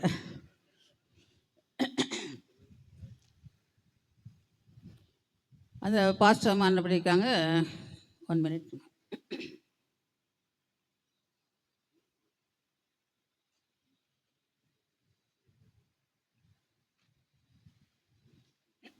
கடந்த வாரம்லாம் பயங்கர ஜுரம், ஃபீவரு, காஃப் அதனால தான் ரொம்ப கஷ்டமாக இருக்குது. அப்போது அந்த பாஸ்டர் அம்மா ப்ரெக்னென்ட் ஆன உடனே எந்த பாஸ்டர் அம்மாட்ட போய் சொல்லுவாங்களா, எந்த ஹாஸ்பிட்டலில் போய் அபார்ஷன் பண்ணலான்னு கேட்பாங்களா. எப்படி ஆலோசனை கேட்குறாங்க பார்த்தீங்களா? அந்த ஆலோசனைக்கு இந்த பாஸ்டர் அம்மா ஆலோசனை கொடுப்பாங்களா. முதல்ல அபார்ஷன் பண்ணுறதே தப்பு கர்த்தருடைய பார்வையில். அதுக்கு இவங்க ஆலோசனை கொடுப்பாங்க. ஒவ்வொரு தடையும் ப்ரெக்னென்ட் ஆகும்போது ஒவ்வொரு ஹாஸ்பிட்டலுக்கு கூப்பிட்டு போவாங்களாம். இதோட விளைவு என்ன ஆச்சுன்னா, அந்த கூட்டு போனாங்க பாருங்கள், அந்த பாஸ்டர் அம்மா வீட்டில் பொருளாதார நெருக்கடி அதிகமாகிடுச்சு. எவ்வளோ வருமானம் வருமா, ஆனால் அவங்களால அதை அவங்களுக்கு கஷ்டம் ரொம்ப. அப்போது அவங்க என்ன பண்ணியிருக்காங்க, ரொம்ப வறுமையாயிடுச்சு, பொருளாதார நெருக்கடி அதிகமாகிடுச்சு. அப்போ அவங்க ஒரு ஊழியக்கார்ட்ட போய் ஜெபிக்க போயிருந்தாங்களாம். இந்த மாதிரி எனக்கு ரொம்ப கஷ்டமாக இருக்குது, எவ்வளோ வருமானம் வந்தாலும் பத்தில், மற்றவங்ககிட்ட கையேந்தி வேண்டியதாக இருக்குதுன்னு சொன்னாங்க. அப்போது கர்த்தர் ஒரு காரியத்தை காமிச்சார். அப்போ அவர் சொன்னார், அந்த ஊழியக்காரர், நீங்கள் வந்து இந்த மாதிரி காரியத்தை நீங்கள் செய்திருக்கீங்க, உண்மையான்னு கேட்டாங்களாம். கர்த்தர் காமிச்சிருவார் எல்லாத்தையும். நம்ம அந்தரங்கத்தில் செய்கிற பாவத்தில் கர்த்தர் என்ன பண்ணுவார், வெளியேறங்காமல் கொண்டு வந்துடுவார். அப்போது அந்த பாஸ்டர் அந்த ஊழியக்காருக்கு கர்த்தர் காமிச்சிருக்காரு, இந்த மாதிரி பாவத்தை அந்த அம்மா செய்தனால நான் அவன் தீராத நியாய தீர்ப்பு கொடுப்பேன் அப்படின்னு சொல்லியிருக்கான். அப்போ அவர் கேட்டிருக்காங்க, இது செய்தது உண்மையான? ஆமான்னு ஒத்துக்கிட்டாங்க. ஆமாம், நான் செய்தது தப்பு தான். அவங்க செய்கிற பாவத்துக்கு கர்த்தர் அவங்களுக்கு பயங்கரமாக தண்டனை கொடுப்பாங்க. ஆனால் நீங்கள் அவங்க செய்கிற பாவத்துக்கு உடன்பட்டிருக்கீங்க. இது ரொம்ப பெரிய பாவம். இது முதல்ல அபார்ஷன் பண்ணுறதே கர்த்தருடைய பார்வையில் அது ஒரு சாபம். குழந்தைய கொல்றது தான் அபார்ஷன். நம்ம குழந்தைய கொல்றதுக்கு நம்ம என்ன உரிமை நம்மளுக்கு இருக்குது? எவ்வளோ பேர் குழந்தை பாக்கி இல்லாமல் இருக்காங்க. குழந்தைக்காக எங்கெங்கேயோ அலையிறாங்க, பணத்தை செலவு பண்ணுறாங்க. ஆனால் குழந்தை உருவாயிடுச்சுன்னொடனே அதை விட ஈஸியாக அபார்ஷன் பண்ணுறாங்க. செய்யக்கூடாது. சில பேர் செய்திருந்தீங்கன்னா ஆண்டவர்கிட்ட மன்னிப்பு கேளுங்க. அது ஒரு சாபமாக வந்துடும் நம்மளுக்கு. குடும்பங்களில் நிறைய குடும்பங்கள் இது ஒரு சாபமாக இருக்குது. சில பேர் முதல் குழந்தை வேணான்னு அபார்ஷன் பண்ணுறோம், அதுக்கப்புறம் குழந்தையே இருக்காது அவங்களுக்கு. அப்படிப்பட்ட குடும்பங்கள்லாம் தெரியும் எனக்கு. அதனால் இப்படிப்பட்ட ஆலோசனைகளை மற்றவங்களுக்கு கொடுக்கக்கூடாது. மற்றவங்க செய்கிற பாவத்துக்கு நம்ம உடன்படக்கூடாது. கர்த்தர் அதை நியாயம் விசாரிப்பார். அடுத்ததாக பார்த்தோம்னா, நம்ம நாவை காத்துக்கொள்ளணும். நாவை பொல்லாப்புக்கும் உதடுகளை கபட்டு வசனைக்கு விலக்கி காத்துக்கொள்ளணும் வேதம் சொல்லுது. நாவால் தான் நம்ம எவ்வளோ குடும்பங்கள் பாதிக்கப்படுது. ஒருத்தருக்கு ஒருத்தர் விரோதமாக பேசுகிறது, இவங்க சொன்னாங்க, அப்படி சொன்னாங்க, இப்படி சொன்னாங்கன்னு குடும்பத்துக்குள்ளே உறவு மத்தியில் என்ன பண்ணுறோம், பிரிவினை உண்டாக்குறோம். புறங்கூறி திரிகிறவன் மதிக்கேடன் வேதம் சொல்லுது. கோல் சொல்லி திரிகிறவன் பிராண சிநேகிதனையும் பிரித்து விடுகிறான் என்று வேதம் சொல்லுது. அதனால் குடும்பத்துக்குள்ளே வந்து நம்ம பிரிவினை உண்டாக்க காரணமாக இருக்கக்கூடாது. கர்த்தர் அருவருக்கிற காரியங்களில் சகோதரர்களை பிரிவினை உண்டாக்குதல் ஒரு காரணம். அதனால் நம்ம குடும்பத்தில் வந்து இப்படி காரியங்களெல்லாம் நம்ம செய்யக்கூடாது. அதுக்கு நாவை நம்ம பாதுகாத்து கொள்ள வேண்டியது அவசியம். மீன் பேச்சு பேசக்கூடாது. சில பேர் வாய் திறந்தால் மூடவே மாட்டாங்க, லொடலொடன்னு பேசின்னு இருப்பாங்க. இதெல்லாம் இருக்கக்கூடாது. பேசுவதற்கு பொறுமையாயும், சொல்லுங்கள் வசனம் தெரியுமா, கேட்பதற்கு தீவிரமாயும், கோபிக்கிறதுக்கு தாமதமாக இருக்குது. நம்ம அப்படியே அதை ஆப்போசிட்டாக செய்கிறோம் எல்லாத்துலேயும். அப்படி இருக்கக்கூடாது. அதனால் நம்ம பேச்சில் வந்து நம்ம குறைச்சிக்கணும். வீண் பேச்சு, மனுஷர் பேசும் வீணான பேச்சுகளை குறித்து நியாய தீர்ப்பு நாளிலே கணக்கு ஒப்புவிக்கப்படும் என்று வேதம் சொல்லுது. அதனால் வீணான பேச்சை நம்ம பேசக்கூடாது. தேவையில்லாத பேச்சு நம்மளுக்கு தேவையில்லை. காரணம் பேசணும்னு இருந்தால் நம்ம பேசலாம், மற்றபடிக்கு தேவையில்லாத காரியங்களை பேசக்கூடாது. நாவை காக்கிறவன் தன் ஆத்துமாவை காக்கிறான் என்று வேதம் சொல்லுது. அதனால் நம்மளுக்கு நாவு வந்து கர்த்தர் நாவை தான் நம்ம முதல்ல தொடுறாரு. நம்ம சரீரத்தில் பார்த்திங்களா, ஃபஸ்ட்டு அபிஷேகம் வரும்போது கர்த்தர் என்ன சொல்கிறாரு, நாவை தொடுறாரு, அந்நிய பாஷைகளை கொடுக்குறாரு. ஏன்னா நாவால் தான் நம்ம பாவம் செய்கிறோம். நாவு நெருப்புன்னு வேதம் சொல்லுது. நாவு விஷம் உள்ளது. நாவு வந்து உண்மையான அம்பு போடுறது. இப்படி நாவை பற்றி நிறைய காரியங்களை நம்ம வேதத்தில் வாசிக்கணும். அதனால் நம்ம நாவை அடக்க கற்றுக்கொள்ள வேண்டியது அவசியம். பெண்களுக்கு இது முதலாவது ரொம்ப முக்கியம். சில பேர் ஒரு பேச்சு பேசினா 10 பேச்சு பேசுவாங்க. அதனால் நம்ம நாவை அடக்கிறது முக்கியம். நம்ம குடும்பத்தில் சமாதானம் இருக்கணும், சந்தோஷம் இருக்கணும்னா குடும்பத்தில் நம்ம என்ன பண்ணோம், நாவை அடக்க நம்ம கற்றுக்கொள்ள வேண்டியது அவசியம்.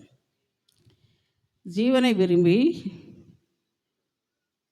இந்த வசனம் என்னது, ஜீவனை விரும்பி நல்ல நாட்களை காண வேண்டும் என்று இருக்கிறவன் பொல்லாப்புக்கு தன் நாவையும்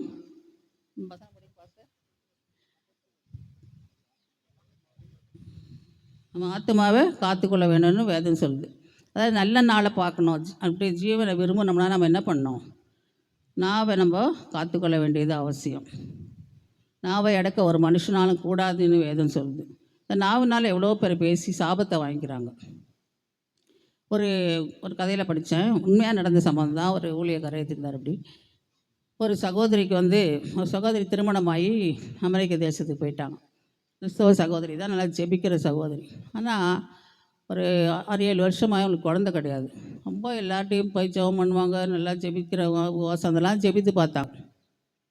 ஆனால் அவனுக்கு குழந்தை பாக்கியம் இல்லை. ரொம்ப மனசு வருத்தப்பட்டு இவ்வளோ பணத்தை செலவு பண்ணாங்க. அப்போது ஒரு நாள் அவங்க வீட்டுக்கு ஒரு ஊழியக்காரர் வந்திருக்காரு. அவர் வந்து என்ன பண்ணார், ஜெபிச்சிருக்கார். அப்போ கர்த்தர் ஒரு காரியத்தை காமிச்சாராம். என்னன்னா, அவங்க படிக்கிற காலத்தில் ஒரு பிராமண சகோதரி, அவங்களாம் ஹஸ்பண்ட் இல்லைன்னா மொட்டை அடிச்சுப்பாங்கல்ல, அப்படி எடுக்கும்போது இந்த பிள்ளை வந்து அவங்கள பார்த்து கிண்டல் பண்ணியிருக்கு. அப்போ அவங்க சாபம் விட்டுருக்காங்க, திருமணமான பிறகு உனக்கு குழந்தை பாக்கியம் இருக்காது, இது ஒரு சாபம் விட்டுருக்காங்க. அந்த பொண்ணு அந்த சமயம் சின்ன பிள்ளைனால சிரிச்சிட்டு போயிடுச்சு. அந்த சாபம் பாருங்கள், அது அப்படியே பழிச்சிருச்சு. அதை வந்து கர்த்தர் காமிச்சிருக்காரு. அப்போ அந்த ஊழியக்காரர் சொன்னாரா, நீ வந்து அந்த அந்த அம்மாட்ட போய் நீ மன்னிப்பு கேட்கணும். அது எவ்வளோ கஷ்டம் பாருங்க. எங்கே இருக்கிற அந்த பொண்ணு இந்த அந்த அந்த அம்மாவோட இடம் சென்னையில் இருக்குது. அதனால் அவங்களுக்கு என்ன பண்ணணும், குழந்தை பாக்கியம் வேணுமே. அதனால் ஊழியக்காரர் சொன்னதை கேட்டு உடனே புறப்பட்டு வந்து அந்த அம்மா அவங்க இருந்த தெருவில் இருந்த வீட்டில் இருந்திருக்காங்க. கொஞ்சம் வயசாகிட்டாங்க. வந்து அந்த அம்மாவோட வீட்டை கண்டுபிடிச்சி அந்த அம்மாவுக்கு வேண்டிய பொருள், சில பொருட்கள்லாம் வாங்கி கொண்டு போய் கொடுத்து, புடவைலாம் வாங்கி கொண்டு போய் கொடுத்து, திடீர்னு வீட்டுக்குள்ளே போனால் அவங்களுக்கு ஒன்றுமே புரியலையாம்.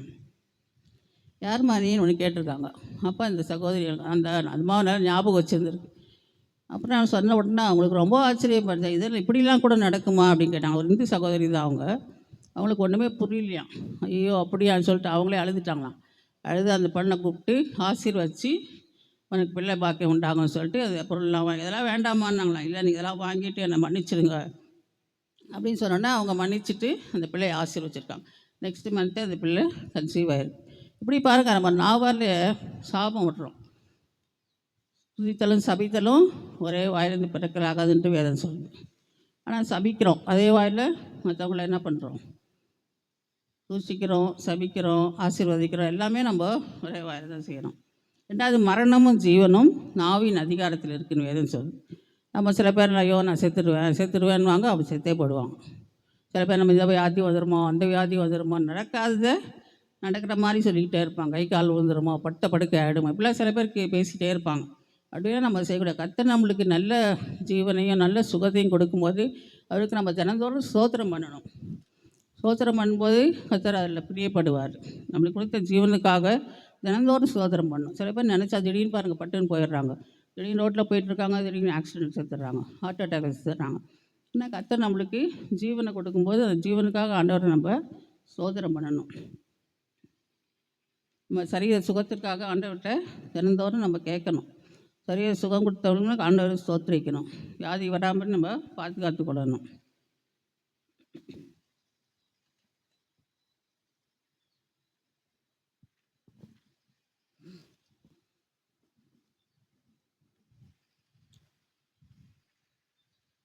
ரெண்டாவது, நம்ம பரிசுத்தத்தை காத்துக்கொள்ள வேண்டியது அவசியம்.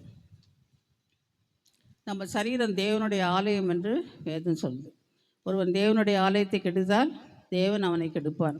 இந்த சரீரத்தில் நம்ம குடிக்கிறோம், வெறிக்கிறோம், சிகரெட் பிடிக்கிறது, போதை வஸ்துகளை இது பண்ணுறது, ரெண்டாவது விபச்சாரம், வேசித்தனத்தில் ஈடுபடுறது, எல்லாம் கர்த்தர் வெறுக்கிற காரியங்கள். நம்ம பரிசுத்தமாக நம்ம உடம்பை காத்துக்கொள்ள வேண்டியது அவசியம். சில நம்ம மனைவி அடிக்கிறது, இப்போ எத்தனை பேர் மனைவி அடிக்கிறவங்க இருக்கிறீங்க, மனம் மாறுங்க. கர்த்தர் நம்மளுக்கு கொடுத்த வாழ்க்கை கொஞ்ச நாள் தான். அந்த வாழ்க்கையில் சந்தோஷம் சமாதானமாக இருக்கணும். அப்போ தான் நம்ம குடும்பத்தை கர்த்தர் ஆசீர்வதிப்பார். நம்ம சரீரத்தை வேசித்தனத்துக்கு விலகி நம்ம காத்துக்கொள்ள வேண்டியது அவசியம். பரிசுத்தத்தை தேவன் விரும்புகிறார். இந்த பரிசுத்தத்தை நம்ம காத்துக்கொள்ள வேண்டியது அவசியம்.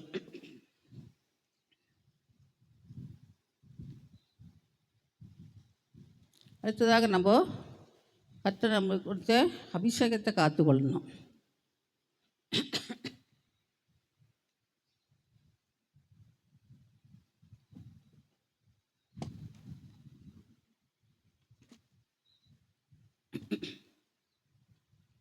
அநேக குடும்பங்களில் பார்த்தீங்கன்னா சினிமா பார்த்துட்டு உட்காந்துருப்பாங்க. எத்தனை பேர் வீட்டில் சினிமா பார்க்குறீங்க? சினிமா, சீரியல் இதெல்லாம் நம்ம பார்க்கக்கூடாது. கர்த்தருடைய பிள்ளைகளாக வந்துட்டோமா, பரிசுத்தத்தை நம்ம நாடணும். இந்த சினிமாலாம் பார்த்துட்டு இருந்தோம்னா பிசாசு உள்ளே வருவான். பிசாசுக்குரிய காரியங்களை நம்ம விளக்க வேண்டியது அவசியம். ஒரு கிறிஸ்தவ குடும்பத்தில் திடீரென்று ஒரு பாஸ்டருக்கு ஃபோன் பண்ணாங்களாம். பண்ணி என்ன சொல்லியிருக்காங்க, என் பிள்ளைக்கு வந்து ஜெபம் பண்ணுங்க, திடீர்னு என்ன நடந்துச்சுன்னு தெரில, ஒரு மாதிரி இருக்கா என் பிள்ளை, 15 வயசு பிள்ளை தான், அவளுக்கு ஒரு மாதிரி மனநிலை பாதிக்கப்பட்டிருக்கு. இப்போ இந்த பாஸ்டர்னா நல்ல குடும்பமாச்சு, நல்லா ஜெபிக்கணும், கரெக்டாக சர்ச்சுக்கு வந்துடுவாங்க. குடும்பமாக சர்ச்சுக்கு வந்துடுறது அவர் பார்த்துருக்காரு. குடும்பமாக சர்ச்சுக்கு வந்துடுறாங்க, நல்லா ஜெபிக்கிறாங்க, இவங்களுக்கே அப்படி ஏற்பட்டுச்சுன்னு. அப்போது அவர் வீட்டுக்கு போனாராம். வீட்டுக்கு போய் அந்த பிள்ளை தலை மேலே கை வச்சு, அந்த பிள்ளை என்னவோ உளறிட்டு இருந்திருக்கு. தலையில் கை வச்சோன்னே தொப்புன்னு விழுந்திருக்கு. அப்புறம் 2-3 தடவை ஜெபிச்சார், 2-3 தடவை கீழே வந்துருச்சு. இப்போ கர்த்தர் சொன்னாராம், அந்த வீட்டுக்குள்ளே எப்போ பார்த்தாலும் சினிமா பார்த்துட்டு அசுத்தமான காரியங்களை பார்த்துட்டு இருக்காங்க. அப்போ அந்த படத்தை ஏதோ பார்க்கும்போது இந்த பிள்ளைக்குள்ளே பிசாசு உள்ளே வந்துட்டான். அந்த பிசாசு சொல்லுதான், இந்த மாதிரி இதில் பார்த்த உடனே அந்த பிள்ளை அதை விரும்பிச்சு, அதனால் நான் அந்த பிள்ளைக்குள்ளே வந்துட்டேன். இப்படி பாருங்கள் எப்படி இருக்குது. அதனால் நம்ம கர்த்தருடைய நம்ம வீட்டை பரிசுத்தமாக பாதுகாத்து கொள்ள வேண்டியது அவசியம்.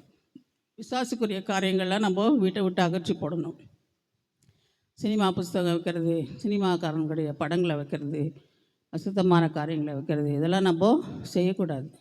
நம்ம வீடை பரிசுத்தமாக காத்துக்கொள்ளணும்னா கர்த்தர் நம்ம வீட்டில் உலாவுவார். ஏன்னா பிசாசு தான் உலாவும். அவன் பாட்டுக்கு அவனுக்கு வழி இருக்குல்ல, நேராக உள்ள வருவான் போவான், வியாதிகளை கொடுப்பான், உபத்திரவங்களை கொடுப்பான், வேதனைகளை கொடுப்பான், இச்சையின் ஆவிகளை கொடுப்பான், குடும்பத்தை பிரிப்பான், சமாதானத்தை கெடுப்பான், குழந்தை பாக்கத்தை கெடுப்பான், பிள்ளைகளுடைய வாழ்க்கையில் திருமணமாகாமல் இருக்கும். இப்படிப்பட்ட காரியங்கள் எல்லாம் அவன் தான் செய்கிறது. அதனால் அவனுக்கு ரொம்ப இடம் கொடுக்கக்கூடாது. பிசாசுக்கு இடம் கொடாதிருங்கள் என்று வேதம் சொல்லுது. கர்த்தருக்குரிய காரியங்கள் தான் நம்ம வீட்டில் இருக்கணும். நம்ம வீட்டில் பாட்டு சத்தம், துதி சத்தம், உபவாசம், ஜெபம், குடும்ப ஜெபம் இதெல்லாம் இருக்கும்போது நம்ம குடும்பத்தை கர்த்தர் ஆசீர்வதிப்பார். அப்படி தான் குடும்பத்தில் பிரச்சனை வர மாதிரி இருந்தாலும் கர்த்தருக்கு அந்த குடும்பத்தை கட்டி எழுப்புவார்.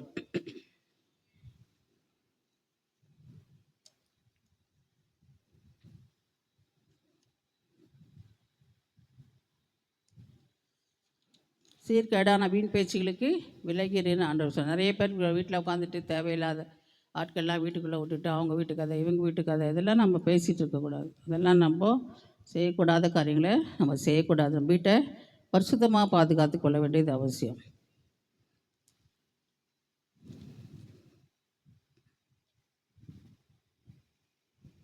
அடுத்ததாக விக்கிரக ஆராதனைக்கு விலகி நம்மை காத்துக்கொள்ள வேண்டும் என்று வேதம் சொல்லுது. விக்கிரக ஆராதனை என்று தேவன் அருவருக்கிற காரியங்கள். சில வீடுங்களில் மனம் திரும்பி விடுவாங்க. பிரஜா ஜெயசில மார்க்கத்திலேருந்து விடுவிச்சு வந்து ஞானஸ்நானம் பெற்றுருவாங்க, ரட்சிக்கப்பட்டுருவாங்க. ஆனால் பிசாசுக்குரிய காரியங்கள்லாம் வீட்டுக்குள்ளே இருக்கும். அதெல்லாம் எடுத்து போட்டுடணும்.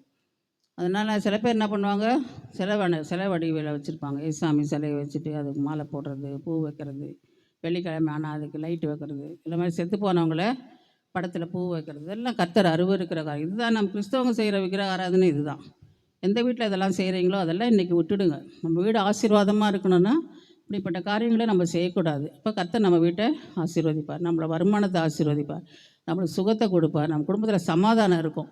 கர்த்தருக்கு பிரியமில்லாத எந்த காரியமாக இருந்தாலும் நம்ம குடும்பத்தை விட்டு அகற்றி போடணும். தேவ பிரசன்னம் நம்ம குடும்பத்தில் இருக்கணும். பிசாசுக்குரிய காரியங்கள், பிசாசு பிரசனை நம்ம வீட்டுக்குள்ளே இருந்துச்சுன்னா பிசாசு தான் நம்ம வீட்டுக்குள்ளே நல்லா இஷ்டத்து போல் வருவான். ஆனால் தேவ பிரசன்னம் இருக்க வீட்டில் பிசாசுக்குள்ளே உள்ளே நுழைய முடியாது. மந்திரவாதி என்ன தான் மந்திரம் பண்ணாலும் அந்த மந்திரம் உள்ளே வராது. சில ஒரு குடும்பத்துக்கு விரோதமாக, கிறிஸ்தவ குடும்பத்துக்கு அவங்க ரொம்ப கஷ்டம், ஆனால் கர்த்தர் ஆராதிப்பாங்க, துதிப்பாங்க, சந்தோஷமாக இருக்காங்க. பக்கத்து வீட்டில் இருக்கிறவங்க நல்ல வசதியான ஒரு ஆள், இவங்க இவ்வளோ சந்தோஷமாக இருக்காங்க, பணம் கிடையாது, காசு கிடையாது, சாப்பாட்டு கூட கஷ்டம், ஆனால் சந்தோஷமாக இருக்காங்க. நம்ம இவ்வளோ சம்பாரித்தோம், நம்மளுக்குள்ள சமாதானம் இல்லை, நிம்மதி இல்லை. இவங்களை எப்படியாவது கெடுக்கணும்னு சொல்லிட்டு மந்திரவாதிக்கிட்ட போய் சூனியம் பண்ண வைக்க போனாங்க. அவன் மந்திரவாதி சூனியம் வச்சுருக்கான் அந்த வீட்டுக்கு. அவங்க வச்ச சூனியம் வீட்டுக்குள்ளேயே போகல. வீட்டை சுற்றிலும் கர்த்தர் என்ன வேலையை போட்டார், அக்கினி வேலையை போட்டிருக்காரு. ஏன்னா அவங்க வீட்டில் எப்பொழுதும் ஜெபம், துதி, பால் சத்தம் இருக்கனால பிசாசு உள்ளே நுழைய முடியல. அவன் திரும்பிய மந்திரவாதிகிட்டே போய் அந்த வீட்டுக்கு நான் அனுப்பாதெல்லாம் அவனை சாவடிச்சிடுவேன், அந்த வீட்டுக்குள்ளே இயேசு கிறிஸ்து இருக்கிறாரு, நான் அந்த வீட்டுக்குள்ளே போக மாட்டேன்னு சொன்னான் பிசாசு சொல்கிறான் பாருங்க சாட்சி. அதனால் கர்த்தருடைய பிள்ளைங்க இதில் ஜாக்கிரதையாக இருக்க வேண்டியது அவசியம். இவ்வளோ நாள் நீங்கள் எப்படி இருந்தாலும் சரி, இன்றைக்கி குடும்ப ஆசீர்வாத கூட்டத்துக்கு வந்து நீங்கள் உங்களை மாற்றிக்கிங்க. ஒப்புரவாக வேணுங்களா ஒப்புரவாங்க. கடன் வாங்கணும்னு நினைக்கிற கடன் வாங்கக்கூடாதுன்னு தீர்மானம் எடுங்க. கடன் வாங்கி கல்யாணம் பண்ண வேண்டியதில்லை. நம்மளுக்கு என்ன இருக்குதோ அதை வச்சு கல்யாணம் பண்ணுங்க. வரதட்சணை கேட்குறது அது பெரிய பாவம். இப்போ வரதட்சணைனால எவ்வளோ குடும்பங்கள் இப்போது பார்க்குறோம் நம்ம பேப்பரில். அதெல்லாம் செய்யக்கூடாது. இன்னொருத்தர் பணத்தை வாங்கி நம்ம வாழ்கிறதுல என்ன சந்தோஷம். இன்னொரு குடும்பத்தில் இருக்க பிள்ளை வாழணும்னு நினைக்கணும். அவள் இதை கொண்டு வரணும், அதை கொண்டு வரணும்னு நினைக்கக்கூடாது.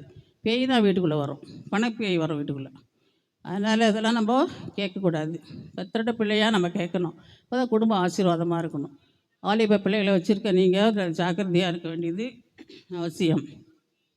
நல்லா படிக்க வைங்க, சம்பாதிக்கிட்டோம். ஆனால் இதை கொண்டு வா, பைக் வாங்கிட்டு வா, கார் வாங்கிட்டு வா, அந்த காரில் தான் போனோமா, நம்ம சம்பாரித்து வாங்கணும், அதில் தான் ஆசீர்வாதம். அதனால் நம்ம இன்னொருத்தர் பணத்தில் நம்ம ஆசைப்படக்கூடாது. வரதட்சணை கேட்கறதுலாம் ஒரு பெரிய சாபம். இப்படி வாங்கின வீடெல்லாம் நிறைய சாபத்துக்குள்ளே இருக்கிறத நம்ம பார்க்குறோம்.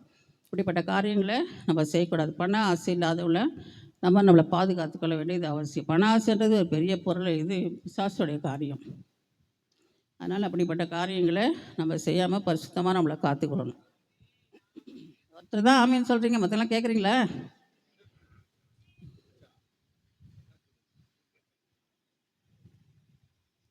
புரியுதா? எல்லாத்துக்கும் போர் அடிக்குதா? நம்ம அனுபவத்தில் நடக்கிற காரியங்களை தான் நம்ம வசனம் நம்ம எப்பயும் கேட்டுட்டு தான் இருக்கோம். ஆனால் இந்த அனுபவத்தில் நம்ம சொல்லும்போது இதுதான் நம்ம வாழ்க்கையை மாற்றிக்க வேண்டியது அவசியம். அதுக்காக தான் கர்த்தர் இந்த குடும்ப ஆசீர்வாத கூட்டத்தை வச்சுருக்காரு. இதில் நம்ம கேட்டு சில காரியங்களை நம்ம திருந்திக்க வேண்டியது அவசியம். யார் யார் எந்தெந்த அதில் நம்ம பேசுகிறதுல எந்தெந்த காரியம் யார்கிட்ட இருக்குதோ அதெல்லாம் இன்றைக்கி மாற்றிக்குங்க. நம்முடைய பாவங்களை அறிக்கையிட்டு தேவனிடத்தில் நம்ம மன்னிப்பு கேட்கும்போது கர்த்தர் நம்ம குடும்பத்தில் ஆசீர்வதிப்பார். பிள்ளைகளுடைய வாழ்க்கையை ஆசீர்வதிப்பார். பிள்ளைகளுடைய எதிர்காலத்தை குறித்து நம்ம கவலைப்பட வேண்டியதில்லை. கர்த்தருக்கு பயப்படுவனுக்கு திட நம்பிக்கை உண்டு, அவன் பிள்ளைகளுக்கு அடைக்கலம் கிடைக்கும்னு கர்த்தர் சொல்கிறார். அதனால் நம்ம பிள்ளைகளுக்கு கல்யாணம் ஆகாமல் போயிடுமா, எங்கேயாவது போயிடுமா, நம்ம செத்துருவோமாலாம் நினைக்கக்கூடாது. கர்த்தர் மேலே உன் பாரத்தை வச்சிடணும். அவர் பார்த்துப்பார். அவரை பிடிச்சிக்கிட்டிங்கன்னா வச்சுங்க, அவர் எல்லாத்தையும் பார்த்துப்பார். ஏற்ற நேரத்தில் பிள்ளைகளுக்கு திருமண வாழ்க்கை நடக்கும். அதுக்கு முன்னாடி பிள்ளைகள் படிக்கிறதை விட்டுட்டு இவனை லவ் பண்ணுறேன் அவனை லவ் பண்ணுறேன்னு போகக்கூடாது. யார் பின்னாடியும் போகக்கூடாது. ஆண்களும் பெண்கள் பின்னாடி போகக்கூடாது, பெண்களும் ஆண்கள் பின்னாடி போகக்கூடாது. கர்த்தர் கொடுத்த நாட்களை படிக்கணும். வாழ்க்கை துணையாக வந்து அவர் தருவார். அவர் கொடுக்கும்போது தான் ஆசீர்வாதமாக இருக்கும். இல்லைன்னா அடி உத சண்டை குடி குடும்பத்தில் என்ன இருக்காது, சமாதானம் இருக்காது. சில பேர் ஆரம்பத்தில் பண்ணிடுவாங்க, அவன் குடிச்சா அப்படின்னு மாறிடுவான். மாறலாம் மாட்டான், மாற்றி மாற்றி அடிப்பான். அதனால் முதல்ல கல்யாணம் பண்ணிட்டா மாறிடுவான், திருந்திடுவான். அதெல்லாம் ஏமாந்துடாதீங்க. கர்த்தருடைய பிள்ளையாக பார்த்து கொடுங்க. அப்போ குடும்பம் ஆசீர்வாதமாக இருக்கும். நிறைய வாலிப பிள்ளைகள் இருக்கிறனால நான் சொல்கிறேன், நம்முடைய கண்களை பாதுகாத்துக்கொள்ளணும். இச்சைகளுக்கு நம்ம கண்களை விளக்கணும். பார்த்தோம்னா இச்சையின் ஆவி நம்மளுக்குள்ளே வந்துடுச்சுன்னா என்ன பண்ணுவோம், ஐயோ கல்யாணம் பண்ணிக்கலாம். கல்யாணம் பண்ணி கொஞ்ச நாள் தான் நல்லாயிருக்கும். அப்புறம் ஏன்டா கல்யாணம் பண்ணணுமோ நினைக்கிறவங்களாம் இருக்கிறாங்க. இப்போது ஒரு குழந்தை பிறந்தோடனே என்ன பண்ணுவாங்க, சரி இதான் வாழ்க்கையா, அப்புறம் வெறுத்துரும். அப்படி இருக்கக்கூடாது. நம்ம கடைசி வரைக்கும் நம்ம வாழ்க்கை சந்தோஷமாக இருக்கணும். அதுதான் வாழ்க்கை. கர்த்தர் கொடுக்குற வாழ்க்கை சந்தோஷமாக இருக்கும். கஷ்டம் நஷ்டம் வந்தாலும் கர்த்தர் நம்ம கூட இருப்பார். முப்படி நூல் சீக்கிரமாக யாராதுன்னு வேதம் சொல்லுது. கர்த்தர் 2 பேருக்கு மத்தியில் அவர் இருக்கணும். அவர் மத்தியஸ்தராக இருந்தாருன்னா இந்த குடும்பம் ஆசீர்வாதமாக இருக்கும். இல்லைன்னா கொஞ்ச நாள் நல்லாயிருக்கும். ஆசை 60 நாள், மோகம் 30 நாள், ஒரு பழமொழி சொல்லுவாங்க. கொஞ்ச நாள் நல்லாயிருக்கும், அப்புறம் அடிச்சு வரட்டுவான். என்ன கொண்டாந்து வீட்டில் இருந்து போய் வாங்கிட்டு வாங்குவான். முதல்ல வந்து எதுவும் வேண்டாம், பொண்ணை கொடுத்தா போகுதுன்னுவாங்க. கடைசியில் பாருங்கள், பொண்ணை வீட்டுக்கு அனுப்பிச்சிடுவாங்க. அதனால் நம்ம என்ன பண்ண, ஜாக்கிரதையாக இருக்கணும். பிள்ளைகள் பரிசுத்தத்தை காத்துக்கொள்ள வேண்டியது அவசியம்.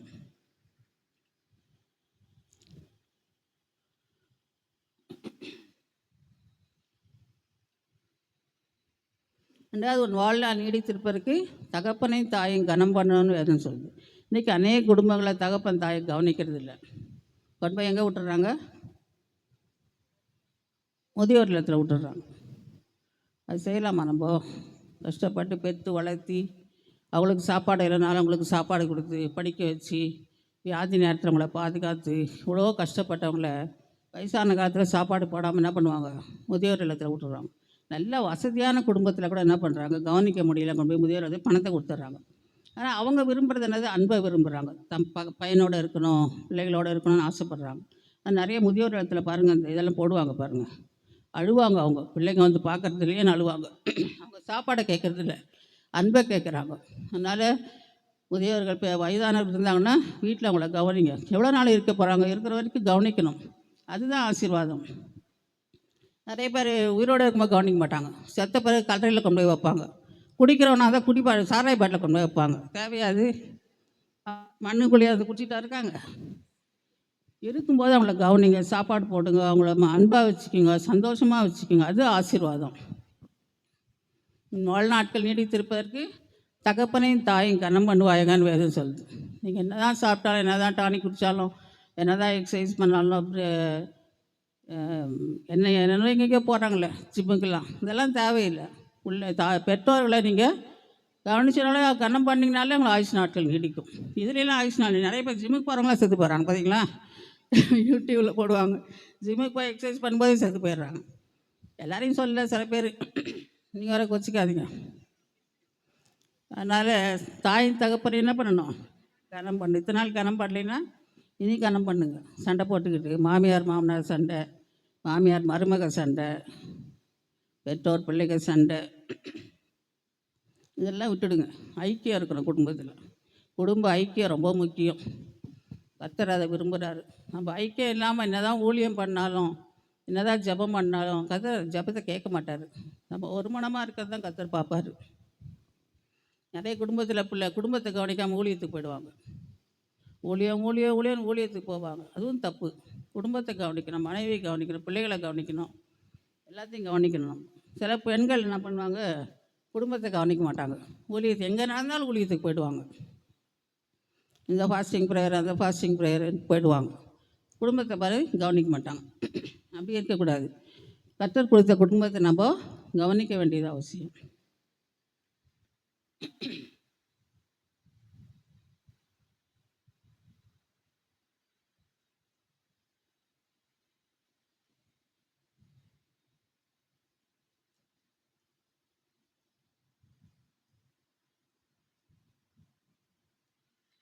ஒரு சகோதரி வந்து எந்த கூட்டம் நடந்தாலும் ஃபஸ்ட்டு போய் உட்காந்துருவாங்க. அப்போ அந்த பாஸ்டர் நினைப்பாராம், இன்னும் இவங்க ஆண்டவர் மேலே இவ்வளோ பக்தி வைராக்கியமாக இருக்காங்களே, யாருமே வர மாட்டாங்க, இவங்க முதல்ல வந்து உட்காந்துடுறாங்களேன்னு அவருக்கு ஒரு சந்தேகம் இருந்துச்சான். எல்லாரும் பெண்கள் வீட்டில் வேலை செய்துட்டு கொஞ்சம் எப்போவுமே லேட்டாக தானே வருவாங்க பெண்கள். எல்லா வேலையும் முடிச்சுட்டு கணவனுக்கு சாப்பாடு போட்டு பிள்ளைகளை கவனிச்சுட்டு எல்லாம் பண்ணிவிட்டு லேட்டாக வருவாங்க. ஆனால் அந்த சகோதரி சீக்கிரம் வந்துடுவாங்க. நடந்து சொல்கிறேன்.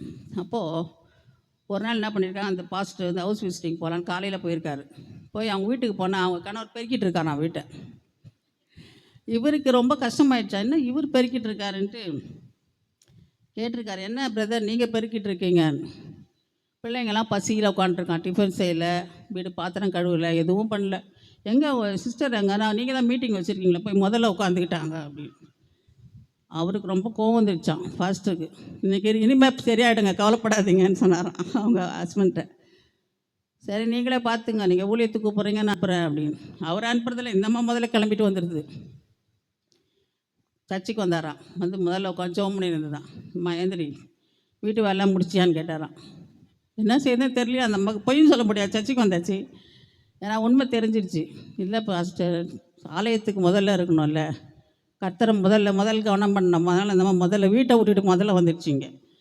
நீங்கள் அதெல்லாம் தேவையில்லை, கர்த்தர் கொடுத்த வீட்டை முதல்ல போய் பாருங்கள். புத்தியுள்ள ஸ்திரீ தன் வீட்டை கட்டுகிறாள், புத்தி இல்லாதவள் தன் கைகளினால் அதை இடித்து போடுகிறாள். இந்த அம்மா இடித்து போடுறதுக்கு தான் இருக்குது. அதனால் வீட்டை கவனிக்கணும், கணவனை கவனிக்கணும், பிள்ளைகளை கவனிக்கணும், வீட்டு காரியங்களை எல்லாம் கவனிச்சுட்டு அதெல்லாம் எழுந்து சீக்கிரம் செய்யணும். செஞ்சு முடிச்சுட்டு அதுக்கப்புறம் ஆலயத்துக்கு வரணும். அதுக்கு லேட்டாக வர சொல்ல, அதெல்லாம் கொஞ்சம் சீக்கிரம் எடுத்து செய்ய வேண்டியதெல்லாம் செஞ்சுட்டு அப்புறம் ஆலயத்துக்கு வந்து அது ஆசீர்வாதம் கர்த்தர் பார்க்குறாரு. அப்போ குடும்பத்தை ஆசீர்வதிப்பார். நீ அதை விட்டு போட்டு குடும்பத்தை கவனிக்காமல் கர்த்தர் முதல்ல வர சொன்னார், முதல்ல ஜெபம் பண்ண சொன்னார், ஆனால் குடும்பம் போயிடும், குடும்பம் பிரிஞ்சிடும். அதனால் நம்ம குடும்பத்தையும் கவனிக்கணும். கர்த்தர் கொடுத்த குடும்பம் நம்ம ஆசீர்வாதமாக இருக்கணும்னா குடும்பத்தை கவனிக்கணும், கணவனை கவனிக்கணும். கணவனுக்கு கீழ்ப்படியணும்னு வேதம் சொல்லுது. நிறைய பேர் கீழ்ப்படியறதில்லை. இந்த காலத்தில் அதெல்லாம் நடக்காதுங்க, எல்லாம் சமன்றாங்க. அப்படி இருக்கக்கூடாது. வேதம் எப்பவும் ஒரே மாதிரி தானே இருக்குது. வேதத்துக்கு கீழ்ப்படியணும்.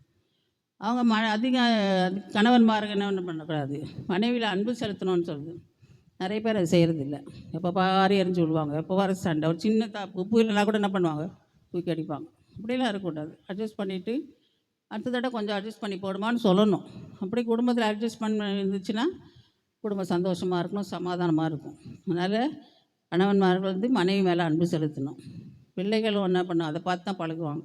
அப்பா அம்மா சண்டை போட்டிருந்தா பிள்ளைங்க நாளைக்கு கல்யாணம் போகிற இடத்துல அதே மாதிரி தான் சண்டை போடுவாங்க. எங்கள் அம்மா இப்படி தான் பேசுவாங்க, எங்கள் அம்மா இப்படி தான் சண்டை போடுவாங்கன்னுவாங்க. அப்படி இருக்கக்கூடாது. நம்ம பெற்றோர்கள் முன்மாதிரியாக இருக்க வேண்டியது அவசியம். பெற்றோர்களுக்கு பிள்ளைகள் கொடுத்துருக்க ஆண்டவர் கொடுத்துருக்காருன்னா அந்த பிள்ளைகள் ஆசீர்வாதமாக இருக்கணும்னா நம்ம என்ன பண்ணோம், நம்ம முன்மாதிரியாக இருக்கணும். நம்ம பைபிள் படிக்காத பிள்ளைகளை பைபிள் படின்னு சொன்னால் படிக்காதுங்க. நீ பைபிள் படிக்க சொல்லவே வேண்டாம், நீ பைபிள் படிக்கிறத பார்த்து பிள்ளைகள் தானாக படிக்கும்.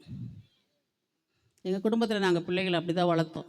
ஞாயிற்றுக்கிழமையெல்லாம் அவங்க அப்பா எங்கள் தாத்தா எங்கள் மாமனாரெலாம் உடனே சர்ச்சுக்கு போக சொல்லுவாங்க. காலைல எழுந்து பிள்ளைங்க எழுந்து குளிச்சுட்டு சர்ச்சுக்கு ஓடுவாங்க. வீட்டில் வந்து பைபிள் படித்தா அவங்க போக சொல்லுவாங்க, பைபிள் படித்தா சோறு போடலாம் போடாதேன்டுவாங்க. எனக்கு கஷ்டமாக இருக்கும். சரி சீக்கிரம் பாடி ஏதோ சொல்லுவேன் நான். ஆனால் எனக்கு கஷ்டமாக இருக்கும். நல்லா கோழி குழம்பு அம்மா பசிக்குதுன்னுவாங்க, எங்கள் அப்பா தான் திட்டுவாங்க, நீ சொல்லிட்டு போய் அம்மா சாப்பிடுன்னு. அந்த மாதிரி நம்ம பிள்ளைகளை வளர்த்தோம். எங்கள் குடும்பத்தில் சினிமாலாம் பார்க்க மாட்டோம். நான் இது வரைக்கும் நான் ஒரு சினிமா பார்த்ததில்லை, டிவி பார்த்ததில்லை, சினிமா பாட்டு எங்கள் வீட்டில் கேட்டதில்லை. எங்கள் அப்பா டிவியே வாங்க மாட்டேன்ட்டாங்க கல்யாணம் ஆகிற வரைக்கும். டெலிவிஷன் ஒரு டெலிவிஷன் வாங்க எங்கள் அப்பா, அதனால் வாங்கவே இல்லை எங்கள் வீட்டில். எங்கள் வீட்டில் அந்த அந்த நாட்கள்லாம் ஒளியும் ஒரு படம் போடுவாங்க. இந்த வெள்ளிக்கிழமையில எல்லா வீட்லேயும் பிசாசு ஓடும். எங்கள் தெரு ஃபுல்லாக அந்த சத்தம் தான் கேட்கும். அதனால் எங்கள் அப்பா சத்தம் கேட்கக்கூடாது, எங்கள் வீட்டில் மீட்டிங் வைப்பாங்க. ஒரு ஊழியக்காரன் கூப்பிட்டு வந்து எங்கள் வீட்டில் மீட்டிங் நடக்கும். பாட்டு சத்தம் நல்லா 5 பாட்டு 6 பாட்டு பெரிய பாட்டை பாட வைப்பாங்க. அப்படிலாம் எங்கள் வீட்டில் நாங்கள் வளர்ந்தோம்.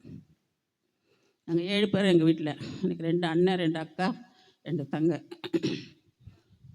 நாங்கள் குடும்பமாக அந்த சின்ன வயசுலேயே என் தகப்பனார் மறிச்சிருப்பார். இப்படிப்பட்ட ஒரு பெரியம்மா வியாதி வந்தது. அந்த காலத்தில் பெரியம்மா வந்தால் அப்படியே ஹாஸ்பிட்டல்லேருந்து அப்படியே கொண்டு போயிடுவாங்க. நிறைய பேர் அப்படி மறித்து போயிருக்காங்க.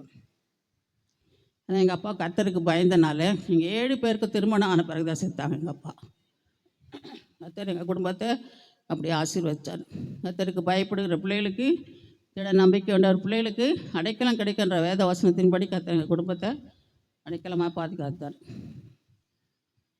அது மாதிரி நாங்களும் எங்கள் பிள்ளைகளை வளர்த்துருக்கோம். எங்கள் பிள்ளைகளும் சினிமா பார்த்ததில்ல. எங்கள் பிள்ளைங்க ஊழியக்காரராக இருக்காங்க. இன்றைக்கி என்ன 2வது பையன் குடியாத்தத்தில் பேசுகிறான் காலையில். பெரிய பையன் வீட்டில் சனிக்கிழமைனா மீட்டிங் நடக்குது. அநேக ஜனங்க வராங்க. அவனுக்கு தீர்க்க தரிசன அபிஷேகத்தை கர்த்தர் கொடுத்துருக்காரு. வல்லமை அவனையும் எடுத்து போய் அப்படி அவன் வெளி தேசத்துக்கெலாம் போகிறான் சின்னவன். கர்த்தர் அப்படியே குடும்பத்தை ஆசீர்வச்சிருக்காரு. என் கணவர் ஊழியம், நான் ஊழியத்துக்கு எப்பயாவது கூப்பிட்டா போவேன். இப்படிப்பட்ட ஊழியங்களுக்கு வருவேன். என் பிள்ளையும் அதே மாதிரி பாட்டு பாடுவா. 3 பிள்ளைகளும் போஸ்ட் கிராஜுவேட் பிள்ளைகள். 3 பிள்ளைகளே கர்த்தர் நல்லா படிக்க வச்சார். பெரிய பையன் எம்ஏ எம்ஃபில் முடித்தான். 2வது பையன் பிஇ எம்பிஏ முடிச்சிருக்கான். பாப்பா எம்ஏ லிட்ரேச்சர். எல்லா பிள்ளையும் கர்த்தர் படிப்பிலையும் ஆசீர்வதிச்சார். அதனால் நீங்கள் பிள்ளைகளை வளர்க்க வேண்டிய விதத்தில் வளர்க்கணும். பிள்ளையாண்டவன் வளர்க்க வேண்டிய விதத்தில் அவனை நடத்து. முதிர் வயதில் அவன் அதை விடாதிருப்பான்னு வேதம் சொல்லுது. அதனால் சின்ன வயசுலேயே நம்ம கர்த்தருக்கு நம்ம பிள்ளைகளை கொடுத்தோம்னா கர்த்தர் நம்ம குடும்பத்தை ஆசீர்வதிப்பார், பிள்ளைகளை ஆசீர்வதிப்பார், படிப்பில் ஆசீர்வதிப்பார், வாழ்க்கையில் ஆசீர்வதிப்பார், எல்லாவற்றிலும் பிள்ளைகளை உயர்த்துவார். அதனால் நம்ம பிள்ளைகளை பரிசுத்தமாக வளர்க்கணும். அதனால் உங்கள் குடும்பத்தில் என்னென்ன பிரச்சனை இருந்தாலும் பரவாயில்ல, கர்த்தர்கிட்ட சொல்லுங்கள். இன்றைக்கி குடும்பத்தில் என்னென்ன காரியங்களை கேட்ட வசனங்கள் உங்களுக்கு கர்த்தர் உங்களோட பேசியிருந்தாருன்னா கர்த்தர்கிட்ட சொல்லுங்கள். கர்த்தர் எல்லாவற்றையும் விடுவிக்க வல்லமை உள்ளவரார். கடன் பாரத்தில் இருக்கீங்களா, வறுமையில் இருக்கீங்களா, வாங்குகிற சம்பளம் பத்தலையா, கர்த்தர்கிட்ட சொல்லுங்கள். கர்த்தர் உங்கள் வருமானத்தை ஆசீர்வதிப்பார். ஆலயத்துக்கு சீக்கிரம் போங்க, நம்மளுடைய ஆசீர்வாதத்தை நீங்கள் பார்ப்பீங்க. ஏழைங்களுக்கு கொடுங்க. உங்களால் முடிஞ்ச வரைக்கும் ஏழை எளிய மக்களுக்கு தானம் தர்மம் செய்யுங்க. அவங்க கை கட்டி நிற்கும்போது புண்ணியமாக போகக்கூடாது. காசு கொடுக்கணும், நம்மகிட்ட இருந்த காசை கொடுக்கணும். ஆலயத்துக்கு வெளியில் உட்காந்துருப்பாங்க, அவங்களுக்குலாம் நம்ம பணம் கொடுக்கணும். நம்மளால் முடிஞ்ச வரைக்கும் அரிசி வாங்கி கொடுக்கணும். துணி எடுக்கும்போது கிறிஸ்மஸ்க்கெலாம் நீங்கள் துணி எடுக்கிறீங்க, ஏழைங்களை நினச்சிப்பாங்க, அவங்களுக்கு ஒரு புடவை வாங்கி கொடுங்க. அப்போ ஆசீர்வாதமாக இருக்கும். நம்ம எடுக்கிறதுல கொஞ்சம் குறைச்சிட்டு அவங்களுக்கு வாங்கி கொடுக்கலாம். அப்போ அவங்க போடும்போது அவங்க பழைய புடவை கிழிஞ்ச புடவைலாம் கட்டிட்டு நம்மளுக்கு கஷ்டமாக இருக்காங்க. அப்போ அவங்களுக்கு உதவி செய்யணும். அவங்களுக்கு சாப்பாடு இல்லைன்னா அவங்களுக்கு சாப்பாடு கொடுக்கணும். சில பேர் வீடு படிக்க பணம் இல்லைன்னா நல்லா வசதியாக இருந்தால் பணம் கட்டுங்க அவங்களுக்கு படிக்கிறதுக்கு. இதெல்லாம் செய்திங்கன்னா உங்கள் பிள்ளைகளுடைய வாழ்க்கை ஆசீர்வாதமாக இருக்கும். கடைசியாக நம்ம அபிஷேகத்தை காத்துக்கொள்ளணும். கர்த்தர் நம்மளுக்கு கொடுத்த அபிஷேகம் ஒரு பொக்கிஷம். நம்ம அந்த வசனம் பார்த்தீங்கன்னா கடைசியாக சொல்கிறேன் நான், சகல விதமான கசப்பும் வைராக்கியம் கோபம் மூர்க்கம் தூஷணம் இதெல்லாம் நம்மளை விட்டு நீங்கள் கடவுள் மீட்கப்படும் நாளுக்கென்று முத்திரையாக பெற்ற பரிசுத்தாவியை நம்ம என்ன பண்ணக்கூடாது, துக்கப்படுத்தக்கூடாது.